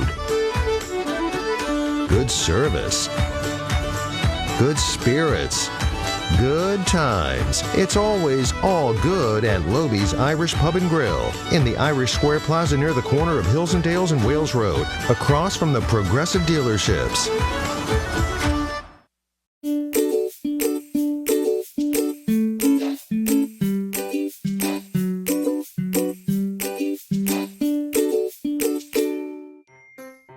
Hello, and welcome to the Stark County Humane Society. Today we're going to give you a few pointers when considering adopting a new furry friend. All animals here at the Stark County Humane Society are spayed, neutered, microchipped, vaccinated, dewormed, and if old enough, heartworm tested for our canine friends. Adopters will receive a free exam within 2 weeks of adoption at local veterinarian hospitals. We encourage all adopters to take full advantage of this.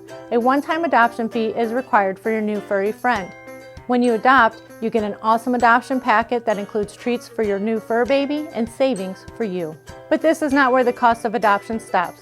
Did you know the average cost of an animal like a new puppy or kitten can cost up to $500 annually? This includes annual veterinarian visits, preventative care, and everyday supplies like crate, litter, food, toys. But I hope this doesn't scare you away. Adopting an animal is a huge responsibility and a commitment. Please take the time to consider the cost of adopting a new pet into your family today. I hope to see you soon at the Stark County Humane Society. Please visit our website or visit us on social media for more information.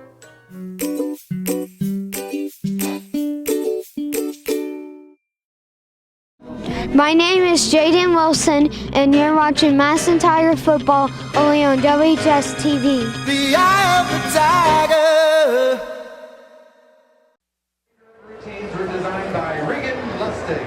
Congratulations again to all our seniors for an outstanding year and a great senior show.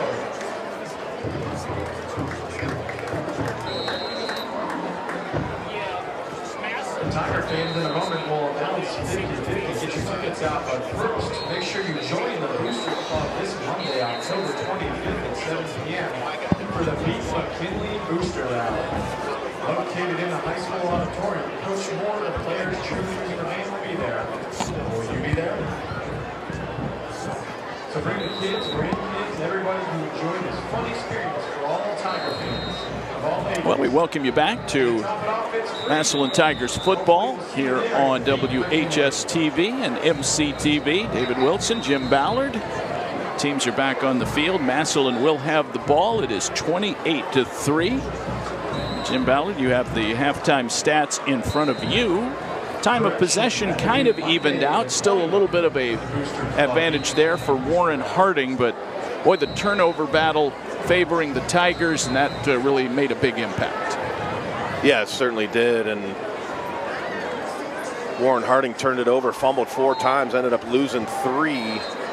Also had 5 penalties for 40 yards. Massillon played clean as far as penalty goes, David. One of their best halves so far this season with only 2 penalties for 17 yards. The score, of course, is Massillon up 28-3. First downs, Warren Harding had 5 to Massillon's 8. Rushes, Warren Harding 19 rushes, -1 yards. Massillon 16 carries, 110 yards passing yards. Warren Harding had 100, Massillon had 40. Manny Patterson 6 for 10, 40 yards, 1 touchdown, but he did have those 2 interceptions. Mary Cobb, not a bad half for a kid who's not supposed to be a very good passer. 7 for 12, did have the late interception, which led to the last touchdown before half for Massillon. He had 100 yards passing, leading receivers for Warren Harding. Matt Richardson, 2 for 36. Kai Bletcher, 2 for 35. Julius Farrell, 2 for 16. Austin Blackwell, 1 for 13. For Massillon, Giorgio Jackson Jr., 3 carries, 30 yards. Jadis Thigpen, 2 catches for -2. Anthony McMullen Jr., 1 catch for 12 yards. Rushing on tonight's game, Amari Cobb, 12 carries for 4 yards. Makai Brogdon, 3 for 2. For Massillon, it was McMullen Jr. looking for his second 100-yard game in 2 games. 10 carries, 95 yards with a long of 51, averaging 9.5. Christian Keller 3 for 13 with a touchdown. Sebastian Harper 1 for 3 with a touchdown. And Matty Patterson 2 for -1. Statistically, defensively for Warren Harding, Rayjuan Hill had 6 total tackles. Simpson, Birch, and Phillips with 3 each. The Massillon Tigers, Gamble, Culler, Jaden Williams, and Dossus each with 4 tackles. Jaden Williams, of course, had the scoop and score for the touchdown. He also had a sack, 3 tackles for loss. Dossus 1 tackle for loss. Culler 1 tackle for loss, and Braylon Gamble half a tackle for loss. Massillon will get the ball to start the second half. David, if they do score on this opening possession, it will be a running clock. They'll take the touchback here, and it'll be 1st and 10 at the 25, and I have to believe that is foremost on the mind of Nate Moore and Evan Barberi to try and push that lead up and shorten this game. Williams, the fumble return for a touchdown. Jackson, the touchdown catch. That gave the Tigers a 14-0 lead.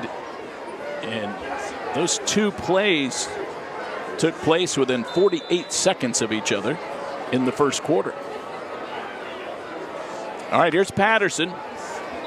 And he drew the Raiders offsides. 5-yard walk-off. Similar to what happened the first offensive possession for the Massillon Tigers. Harding jumped off sides a couple times. Second quarter, the Tigers had matching 3-yard touchdown runs by Culler and Harper. It's McMullen in the game right now. He hits the pile and goes straight down. It's going to be 2nd down, maybe around 4 to go. All our replays brought to you by MCTV, and our second half play-by-play brought to you by Loby's Irish Pub. Some scores of interest. Cam McKinley up 21-3 over Jackson. Massillon, of course, will have them week 10. Got a barn burner over at Lake High School. Hoover, who sits just behind Massillon, I believe in the 7th position, down to the Lake Blue Streaks 20-14. Bad snap. Patterson catches it, slides down. It's still Massillon ball, but all the way back at the 13-yard line. That is quite a loss.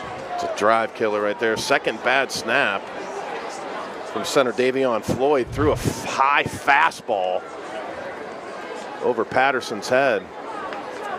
And Des Provitt was putting pressure on. Fortunately, that ball bounced right up to Manning. 3rd down, about 17 to go now. Ball's at the 13. Harding showing cover 0. Look for them to blitz off the slots. Cover down with the safeties.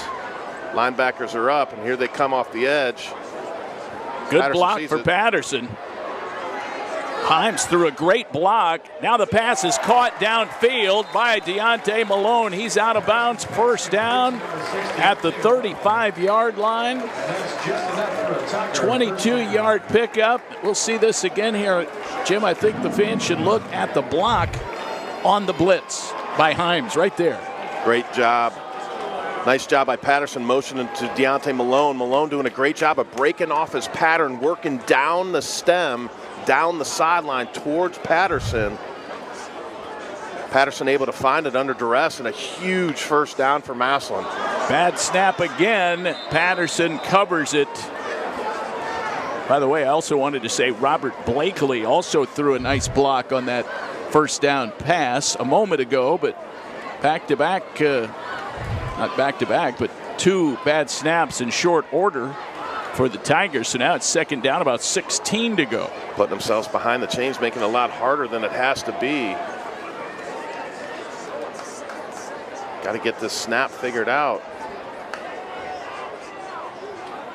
9:52 to go. Just underway, 3rd quarter. Week 9 matchup. Tigers, Raiders. McMullen, not much room to operate there. Tyler Smith making the stop. Had some help from Ellis Daniels, the nose tackle. Tigers currently ranked 7th in Division II Region 7. That's up from 9th last week. And trying to get a couple more wins in the bank and move into that top 4. Talked about Daniels at his nose guard position. Part of the reason why Floyd's having such a difficult time with the snaps is because Daniels is lined up right over top of him. Patterson, time to throw. Hits his man. That's Jackson, thrown out of bounds around the 40. About 11, maybe 12 yards on the pickup. Good throw and catch, just a comeback route. 3 steps, hitch, ball out. Got some of that yardage back. Better field position for Rasmus Haynes to come in and punt, but the snap costly for Massillon. Zarian Redding made the stop. He's just a freshman cornerback, but kept him from getting upfield for the first down. 4th down, about 4 to go. See if Massillon decides to maybe trick play here for a little fake punt. Nah. Haynes will kick it away, and it will take a Massillon bounce.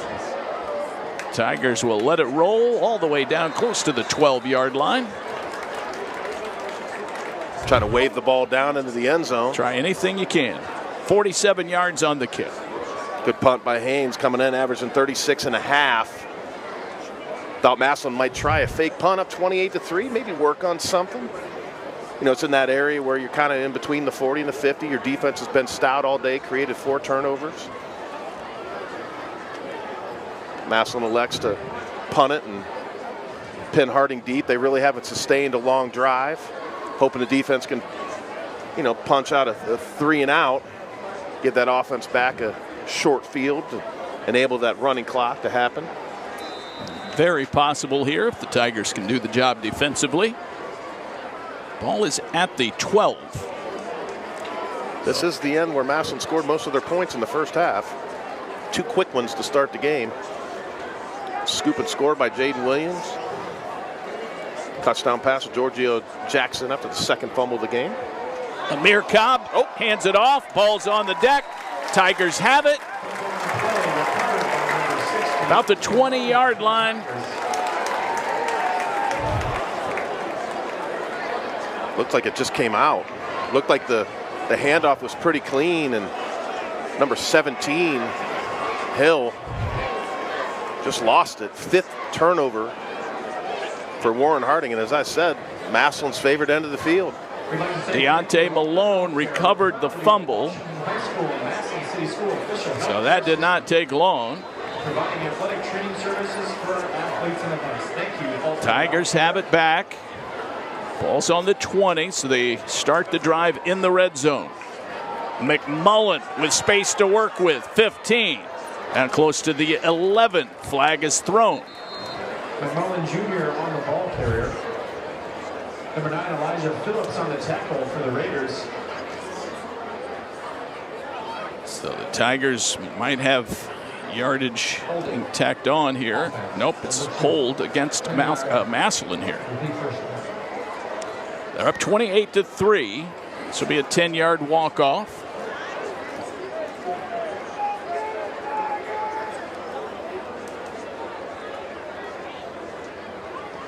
Mike Hayes makes the call twice. I think that was Massillon's 3rd penalty. Just don't want to have those penalties in the red zone. Well, the hold took place at about the 18-yard line. Didn't really see the hold. I don't know if they called that against James Wallace or not. Here's Patterson to Malone. Outside the numbers. 20, 15, 10, 5, and touchdown. Deontay Malone, part of that 4x2 track team that's so good at Massillon. You can see the speed. Just a bubble or smoke screen to the outside. Matty Patterson put it right in the middle of that number 6, and Deontay Malone did the rest. Got an outstanding block on the edge to allow him to get down on the sideline, and Massillon will now have a running clock. 27-yard reception. Patterson's 2nd touchdown pass of the night to the 2 star receivers, Jackson and now Malone. Here is the kick by Herrera, up and through as usual, and that gives the Massillon Tigers a 35-3 lead. Third quarter play-by-play will continue after we pause for this timeout. You're watching Tigers football on this Friday night on WHS-TV. Serving our community since 1960, Buell and Oliveri Insurance is large enough to meet all of your insurance needs, yet small enough to know you personally. We take pride in having several insurance carriers, including Grange Insurance, that we can match you with to provide you the most complete coverage and the best rates. If you're tired of lower service and higher premiums, give Buell and Oliveri Insurance a call today and let our experienced agents and staff give you the professional attention you deserve. Boosters will be selling the world-famous Lurch Donuts as we leave the stadium. A 35-3 Tigers lead. They won the game over Harding 45-14 last year. And they have dominated from the get-go this evening. Only a field goal for Jerron Edmonds. Turnovers will sink your ship. You win a turnover battle, you're statistically about a 90% chance to win. Massillon going to prove that again and again. And tonight will be one of those. 35-3, and here's the kickoff by Mateo Herrera. Ball caught at the 10 by Matt Richardson. There he goes up the middle. 40 out toward midfield into Massillon territory. Down the sideline. Can they catch him? No. 90 yards. On the kickoff return. Touchdown, Raiders. Good blocking up front, and he just outran everybody. Even Jaden Williams couldn't catch him. Look at the speed down the sideline. Great hustle by Williams, not giving it up on the play, but just too much speed by number 10, Richardson. Earlier this year, a 44-yard punt return for a touchdown. This one goes for 90 big ones.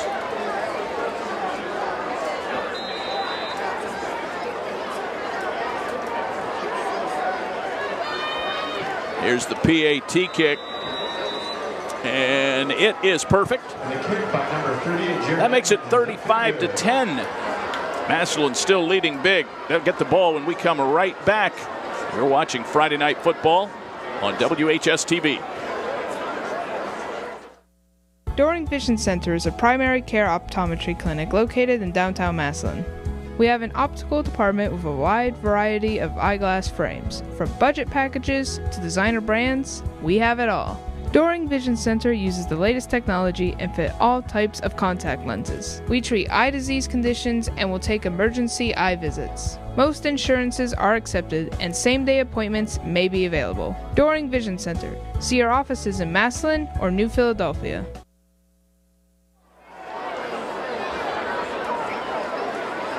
The stadium buzzing after that 90-yard return, so the Raiders avoid for now the running clock. It's now 35-10. 6:45 on the clock. Let's see if the Tigers can get a good return here. Culler and Malone back deep. Edmonds attacks the football here and blasts that one deep into the end zone. Malone will make the catch, and it'll come out 1st and 10 at the 25. Well, with the Tigers on the road for the big game next week, Jim, we will not be there for WHS-TV coverage. I believe our colleagues from WHBC Radio will be providing some streaming video coverage. I'm sure fans can search that on YouTube, Massillon McKinley, however you want to search it, but I'm sure you can tap into their broadcast coverage. And then hopefully the Tigers will host some playoff action, and if they do, we'll be right here to call. Absolutely. Here come the Tigers now, 35-10, but boy, that was a great return by Richardson, not what Nate Moore wanted to see. No, it certainly wasn't. Here's Jackson. Let's see what he can do after catching the smoke screen to the 30. A nice 10-yard pickup. Should have the first down.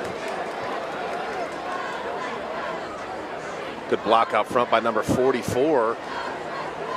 That's Jadis Thigpen to spring Big Geo Jackson. Big fella in the open field. 6'4", 185, only a junior. 10-yard pickup. This drive started at the 20 after the touchback.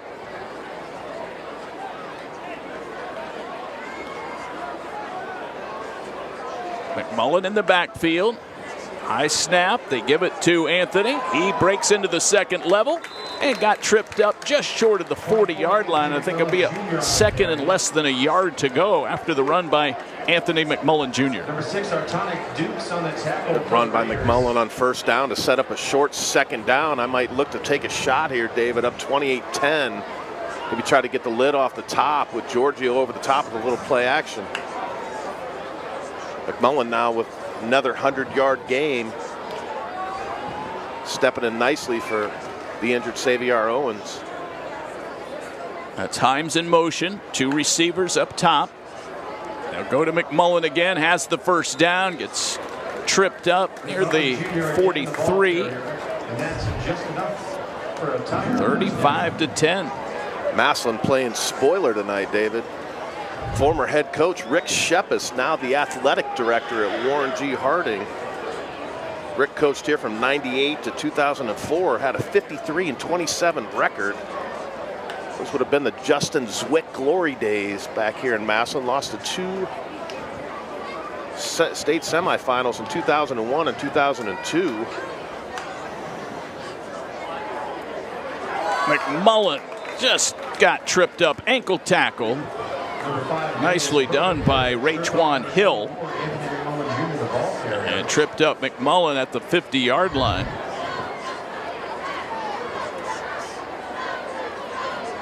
Massillon's offensive line so good at working together in tandem, controlling the line of scrimmage and working up to that second level into these linebackers. Second down, about 3 to go from the 50. Thigpen in a slot on the left. That's Jackson out wide left. Again, second and short. Looks like they're going to blitz and they're going to play man-to-man. Got one-on-ones across the board. Bad snap, and Patterson in trouble. He gets swarmed over. 4th bad snap. Again, I have to attribute it to the big nose guard, Ellis Daniels. 6'3", 295-pound senior, wreaking havoc over Floyd, disrupting the timing, not only of the play, but the snap itself. Allowed Xavion Smith to get the sack. 3rd down, 6 to go. Showing blitz, they bring 6. Malone catches the screen pass, angles to the middle of the field. 1st down and more to the 40-yard line. 13 yards, 1st down. Good call by the offensive coordinator, Evan Barberi.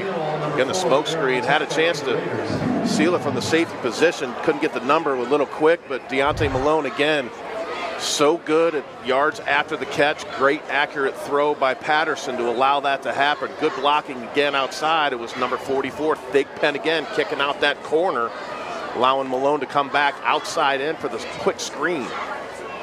Patterson threw despite the pressure of Anthony Simpson, the defensive end, and was very accurate with the toss. It's McMullen runs into a wall. No gain there. 2nd down, 10 to go. And that's Profit on the tackle, Jim. Yeah, coming off the edge. Nobody to hold him.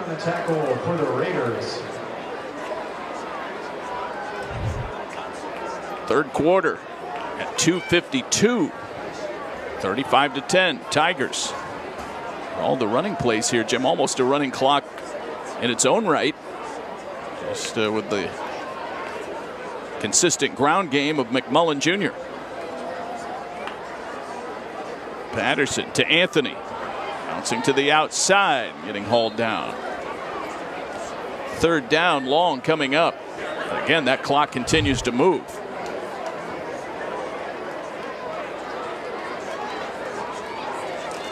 Just a shade inside 220. Massillon getting it done with the run and the pass, mostly with quick screen passes. Harding blitzing, getting the ball to Patterson's hands quick. Simpson again on the stop there. So 3rd down, 8 to go. The ball is at the 38. Line to gain is the 30. McMullen space to work with. Runs over a man, gets the 1st down. Is tackled at about the 27, and now there's a fight downfield. Malone got tangled up with one of the Harding players. Flags came out. Did not see the genesis of that, but it was far removed from the play. Personal foul. There. Personal foul.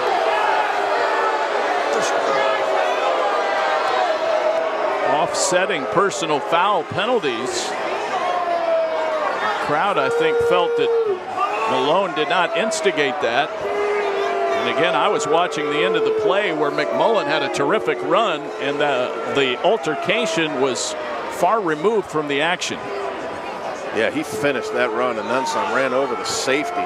Boom. I don't know if we'll be able to pick it up in our shot here. It's right there at the bottom of your screen. That was number 9. We got trucked for Harding. Elijah Phillips. Now we've got an unsportsmanlike conduct call against the Tigers for continuing to argue over the offsetting decision. And Mike Hayes heard enough and threw another flag. I'm sure Nate Moore not happy. Gonna put Massillon behind the chains a little bit. A little frustration on senior night here in Paul Brown Stadium. You know, if Massillon's fans would just be able to express how they feel and just let it out a little bit. You know, it's just, we sit up here and everything's quiet and bottled up. And you can't, you just got to love everything about Friday night in Massillon.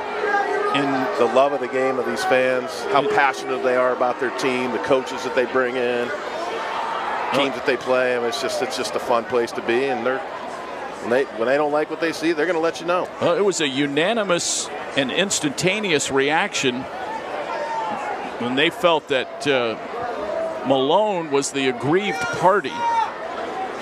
And then obviously the Tigers did not agree with that decision, and they were voicing some more frustration, and that drew another flag. So now they have 1st and 10 on the board from the 41-yard line. I'm not sure how that could all end up being 1st and 10. You had the offsetting penalties and then another penalty against the Tigers. But maybe they decided to pick up that last flag, and now Patterson trying to run forward is sacked. Looks like Asa Birch on the stop for Warren Harding. We have 1:15 to go in the 3rd quarter. Nice play by Birch. That name's familiar. You remember the name Alfie Birch.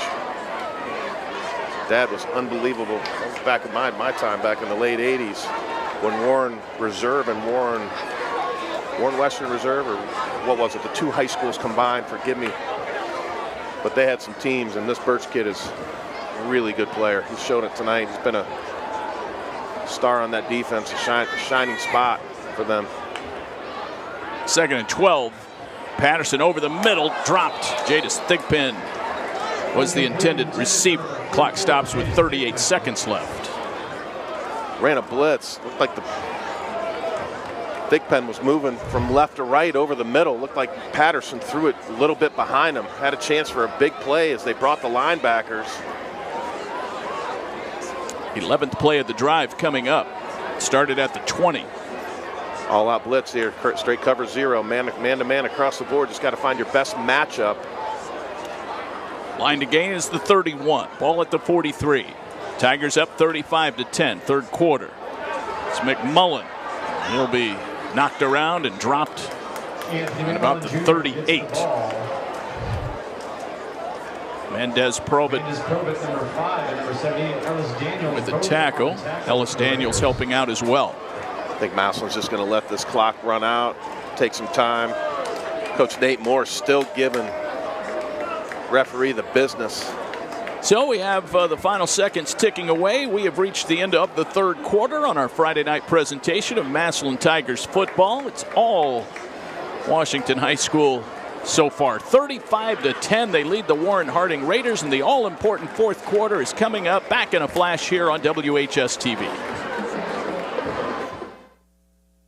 It's all good at Lobie's Irish Pub and Grill. Good friends, good atmosphere, good food,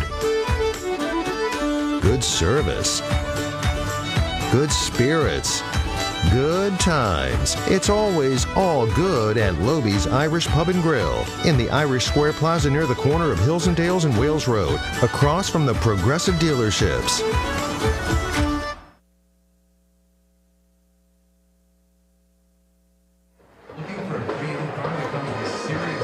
35-10.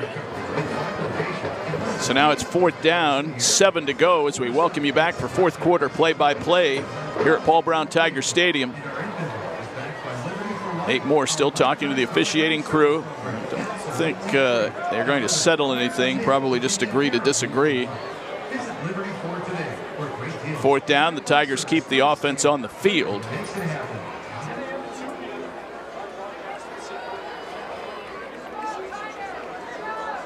Three receivers, actually make it four. McMullen in the backfield. We'll get third quarter stats here and pass along some numbers for you. Great Dave Goff passing out these stat sheets. Harding showing blitz. You got a one-on-one to the top of the screen with Giorgio Jackson. Man, he sees it, bang. He caught it. Shakes a tackle, gets across the 30. That's good for first down yardage to the 29.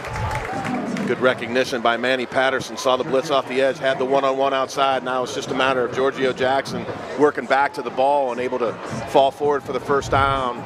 Good timing, good recognition, good pre-snap read by Manny Patterson. Great execution on that fourth down for Massillon. Jackson with his 6th catch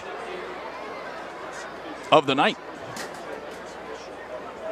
7th fourth down conversion of the season for the Tigers.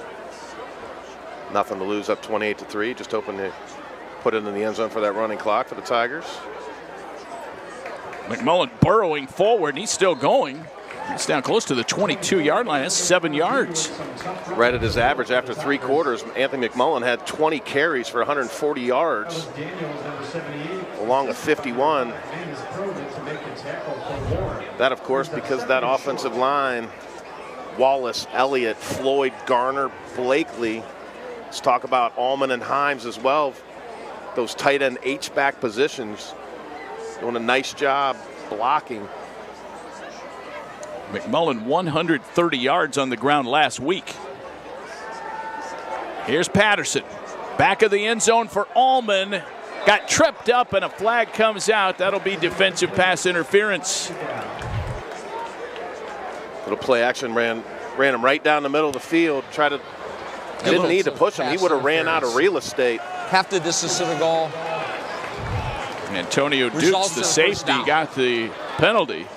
Massillon got a break there. That ball would have been out of the end zone and incomplete. But that's what happens. You get the ball up in the air enough. These defensive backs, a lot of times in high school, panic, end up pushing and grabbing when they don't need to. That'll push it to the 11 on the walk-off. First down. And get a first down at the 1. Lines are down. First down snap to Patterson. McMullen straight ahead running. He's still going. They're trying to push him across. And he is in. Touchdown. Tigers, 11 yards. Anthony McMullen Jr. and friends with the TD.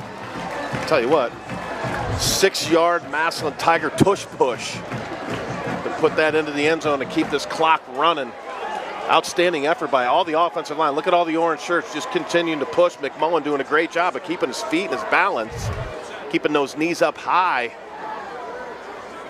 Would not be denied. McMullen certain himself in the absence of Xavier Owens, not missing a beat. Herrera, right as rain, he kicks that one through. Jim Ballard, 15 plays, 80 yards, 8:06 of clock time. All right, we'll take a timeout. Harding ball when we come back, 42-10 Tigers. Most of us are engaged with the internet in one way or another every day. A fast, secure connection matters. It keeps us entertained, informed, engaged.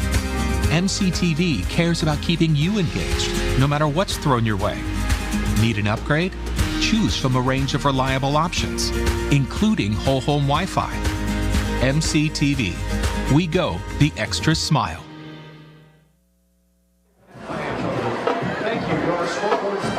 David Wilson, Jim Ballard, along with our directors, Bill DeWald and Jason Rock, all of our student WHS-TV crew, bringing you Friday Night Football, 42-10 Massillon. 6 touchdowns for the Tigers this evening, Jim. 6 different Tigers have scored them. I have to say that's spreading it around a little bit, right?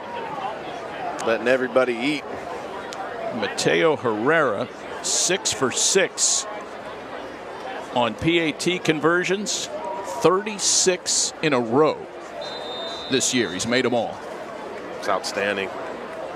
It's good to see McMullen getting in the end zone here in his last regular season home game on senior night. All these seniors getting into the end zone, getting into the act. Boy, what a 2 weeks he has had.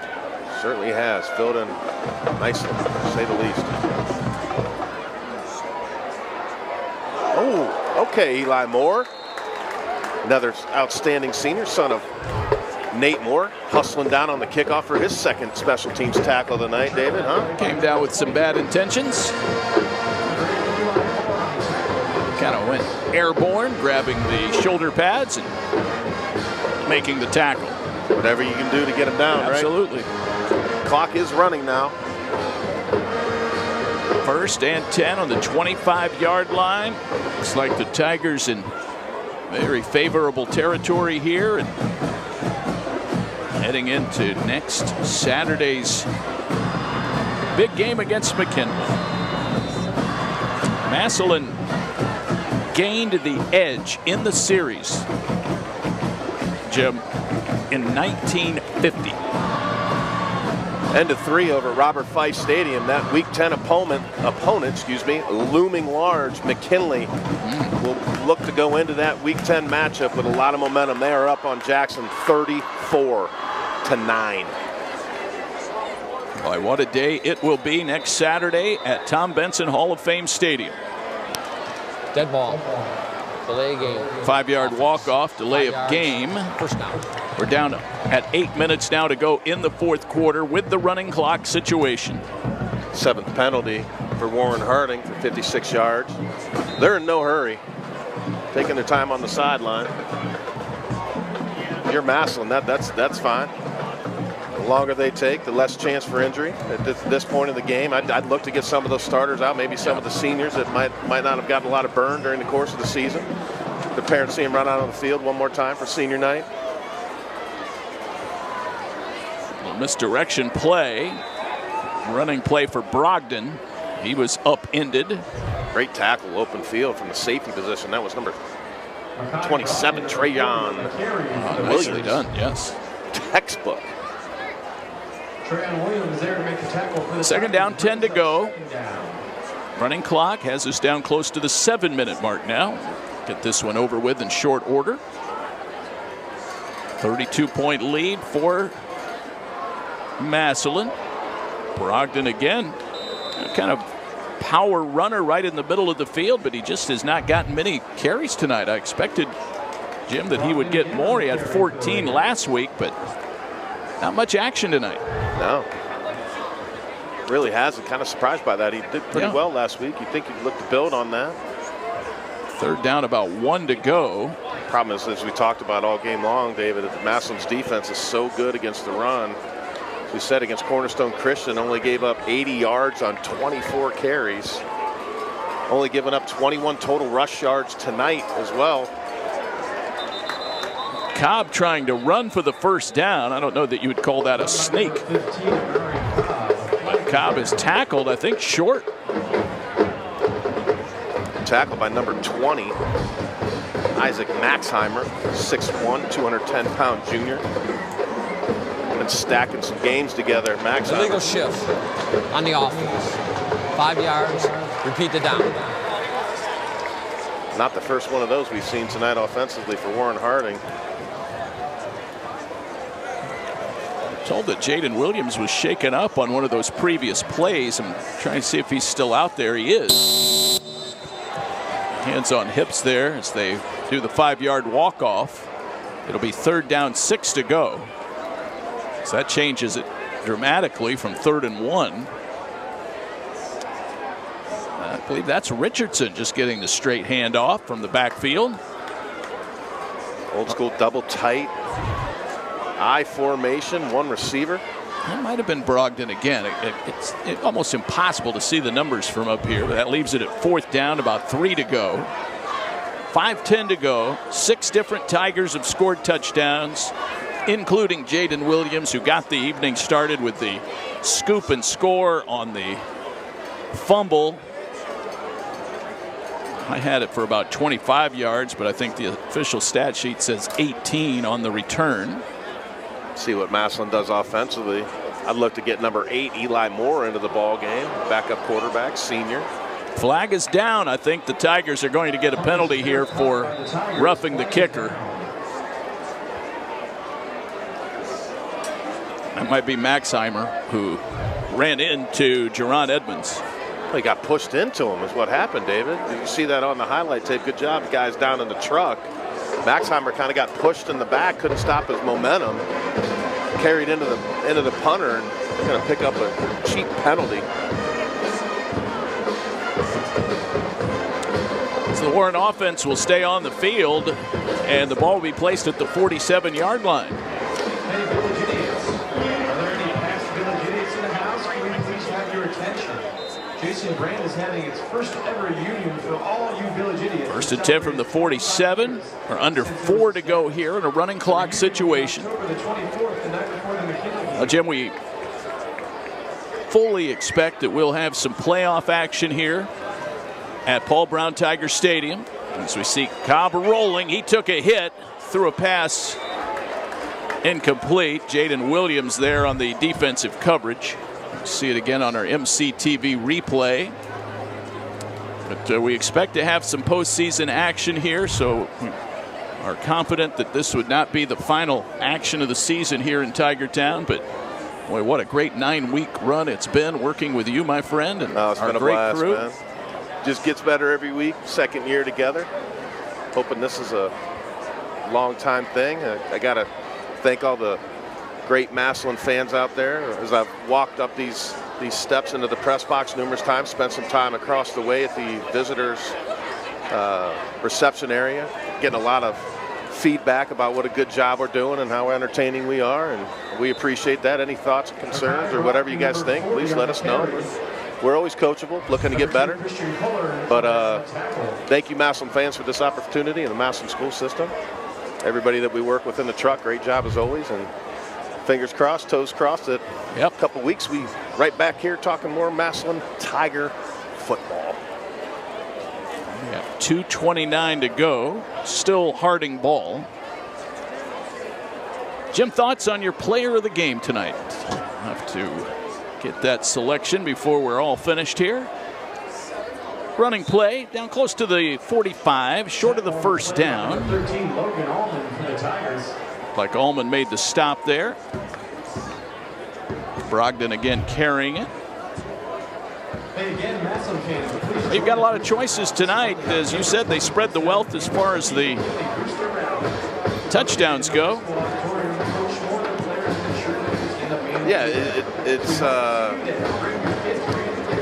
there's a lot of different ways you can go. Obviously, you can go with McMullen, Giorgio Jackson, who's had a nice ball game, got him going early on the corner route for the touchdown. Jaden Williams, of course, what he did, sack, tackles for loss, forced fumble. I need a minute. I'm stalling. Yeah, I can tell. You can tap dancing around the issue. Thinking out loud. I really am. It's Flags come out. Personal Clock foul. keeps going. Face mask. Defense. Face mask against the Tigers. First down. So this Warren Harding drive lives on. That's me. I think Jaden Williams, go with the defensive guy. You know, this defense has been so good. Last week, as we said numerous times during the course of this broadcast, they only gave up 80 yards rushing, and they've been just as dominant tonight. And that started with Jaden Williams getting them going early. You know, Warren Harding, the quarterback. Cobb dropped the ball early, but Jaden Williams was there on the spot only because he's living in the backfield. Yep. He was able to pick it and scoop it and score, and then he had a sack. A couple other things that he's done well. A little short on the pass downfield. Well, Jaden Williams certainly is a tone setter. Great choice, Jim. Player of the game brought to you by Liberty Ford Canton, home of Liberty for Life. Liberty makes it happen, the official car dealership of the Tigers. Massillon Tigers Athletics would also like to thank the DAV number 38. Vendors of Massillon, Friends and Family Credit Union, and Eagles 190 of Massillon. Another incompleted pass, and that'll be the final play of the football game. Tigers win over Harding 42-10, finishing out the game with the running clock. Massillon improves to 6-3. Warren Harding drops to 3-5. Handshakes will begin at midfield. The fireworks going off in Tiger Town. Tremendous game. Tigers came out, took control early. They never looked back. Great effort again by Manny Patterson, engineering this game, and everyone contributing. But Jim, as you alluded to, the defense dominated, and the Tigers get a big victory, which will help them computer point wise and percentage wise as they look toward not only the big game, but the bigger picture of the upcoming OHSAA playoffs. Ladies and gentlemen, it is now officially McKinley week. Let's go. This place will be unbelievable for the next week, and if you haven't been around this community during the course of this matchup, you got a parade, you got kids meeting the media. I mean, it's a big deal, but one of the longest rivalries in the country, high school football-wise. As I said, there's a line in Vegas. You know, the traditions of these two programs that we're talking about, the documentary they did, that Dave Django did with Timeless Rivals, was unbelievable. The history, the modern-day connections between NFL coaches. Josh McDaniels back in New England as the offensive coordinator. Just unbelievable football. Special place to be. Next Saturday, if you've got any spare time at all, take it down to Tom Benson Stadium, because it is going to be a different game. New coaching staff that came over from Hoban. Coach is very familiar with what Massillon's done. They lost to the state championship 7-2 a few years ago. Don't think that's not weighing on their mind. It's going to be a fun one. Massillon won the game 16-7 last year right here, and it will be a clean slate over there for this year, but Massillon has dominated. The last McKinley win was 2015. As we get one last look at the booth here, Jim, but what a great regular season it's been, and I'll certainly be calling it vicariously next week. We can look forward to next year when the game is back here. We'll certainly have it then, but good luck to the Tigers, and congratulations again this evening on a big win against Harding. We've got some final numbers here, Jim, before we leave the air. I was just looking at Manny Patterson, 12 of 17. He did have the 2 picks, but also 2 touchdown passes. Yeah, the one thing that jumps out at me again, Massillon's ability to stop the run. 25 rushes, 32 yards. Gave up 100 yards passing. Total domination by the defense. Massillon's offense did a great job. Anthony McMullen Jr. finished with 158 yards on 22 carries, 7.2 yards. The big bell cow, Christian Culler, chipped in. Still had 3 for 13, didn't really do much in the second half. offensively, didn't really need them to. Good team win by Massillon, starting to stack these dubs. That's 3 in a row for the Massillon Tigers. And as you know, Dave, when you get towards the end of the season, especially when you get into Week 10 with Massillon and McKinley, you want to go in playing your best football. Now, with that being said, Massillon's offense has got to clean some stuff up. They're still turning the ball over way too much. They did end up with 72 yards on 6 penalties. The number of penalties is down, but the yards are still up. So they got to clean that up, especially against a good McKinley team. And when it comes down to a team that's 8-1 against a Massillon team, it's going to come down to the penalties and turnovers, as it always does, and who's able to control the line of scrimmage. Massillon's offensive line did a great job, as well as Massillon's defensive line. Got to clean up those snaps from Xavier as well. Last thing I'll add, Anthony McMullen Jr., the last 2 weeks in Xavier's absence, 288 yards rushing and 2 touchdowns. Quite a contribution by Anthony McMullen Jr. in his final 2 regular season games here at Paul Brown Tiger Stadium. I said Xavier, I meant Davion Floyd. Sure. Had 3 or 4 bad snaps that really threw the timing off. Can't happen against McKinley in that kind of ball game. They were just a lot better than what Harding was, and they were able to overcome those mistakes. When you start playing teams that are 8-1 and get into the playoffs, last year they lost their playoff game because they had 27 penalties, and I believe 16 or 17 of them were illegal procedure penalties. So they'll get the little things cleaned up. If they do get a win next week and they do finish in the top 4, they will have a bye. So that is going to enable guys like Xavier Owens another week to heal, for these Tigers to get healthy, and also the emotion of that game. Well, as I said, everything that goes into the week, everybody knowing the history, how much these 2 teams hate each other but respect each other. You know, it's emotional, and a lot of times over the years, whoever wins that following week is kind of they're just kind of still a little spent, a little slow getting started in that first and second quarter. So Massillon gets that dub next week and is able to get that bye week. That really bodes well for them. All right, that's it for us. Special thanks to our directors Bill DeWald and Jason Rock and our students from WHS-TV. Great job as always by Greg Wilson, our spotter in the booth. For Jim Ballard, David Wilson now saying goodbye from Tigertown. Big win for Massillon this evening, 42-10 over the Warren Harding Raiders. This has been a presentation of Massillon Tigers athletics through the facilities of WHS-TV.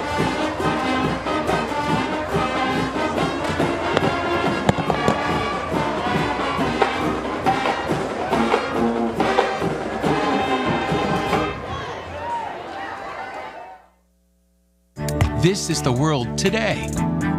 Live your life engaged. MCTV delivers innovative technology backed by superior customer service to keep you engaged with family and friends, school, fun, and the outside world.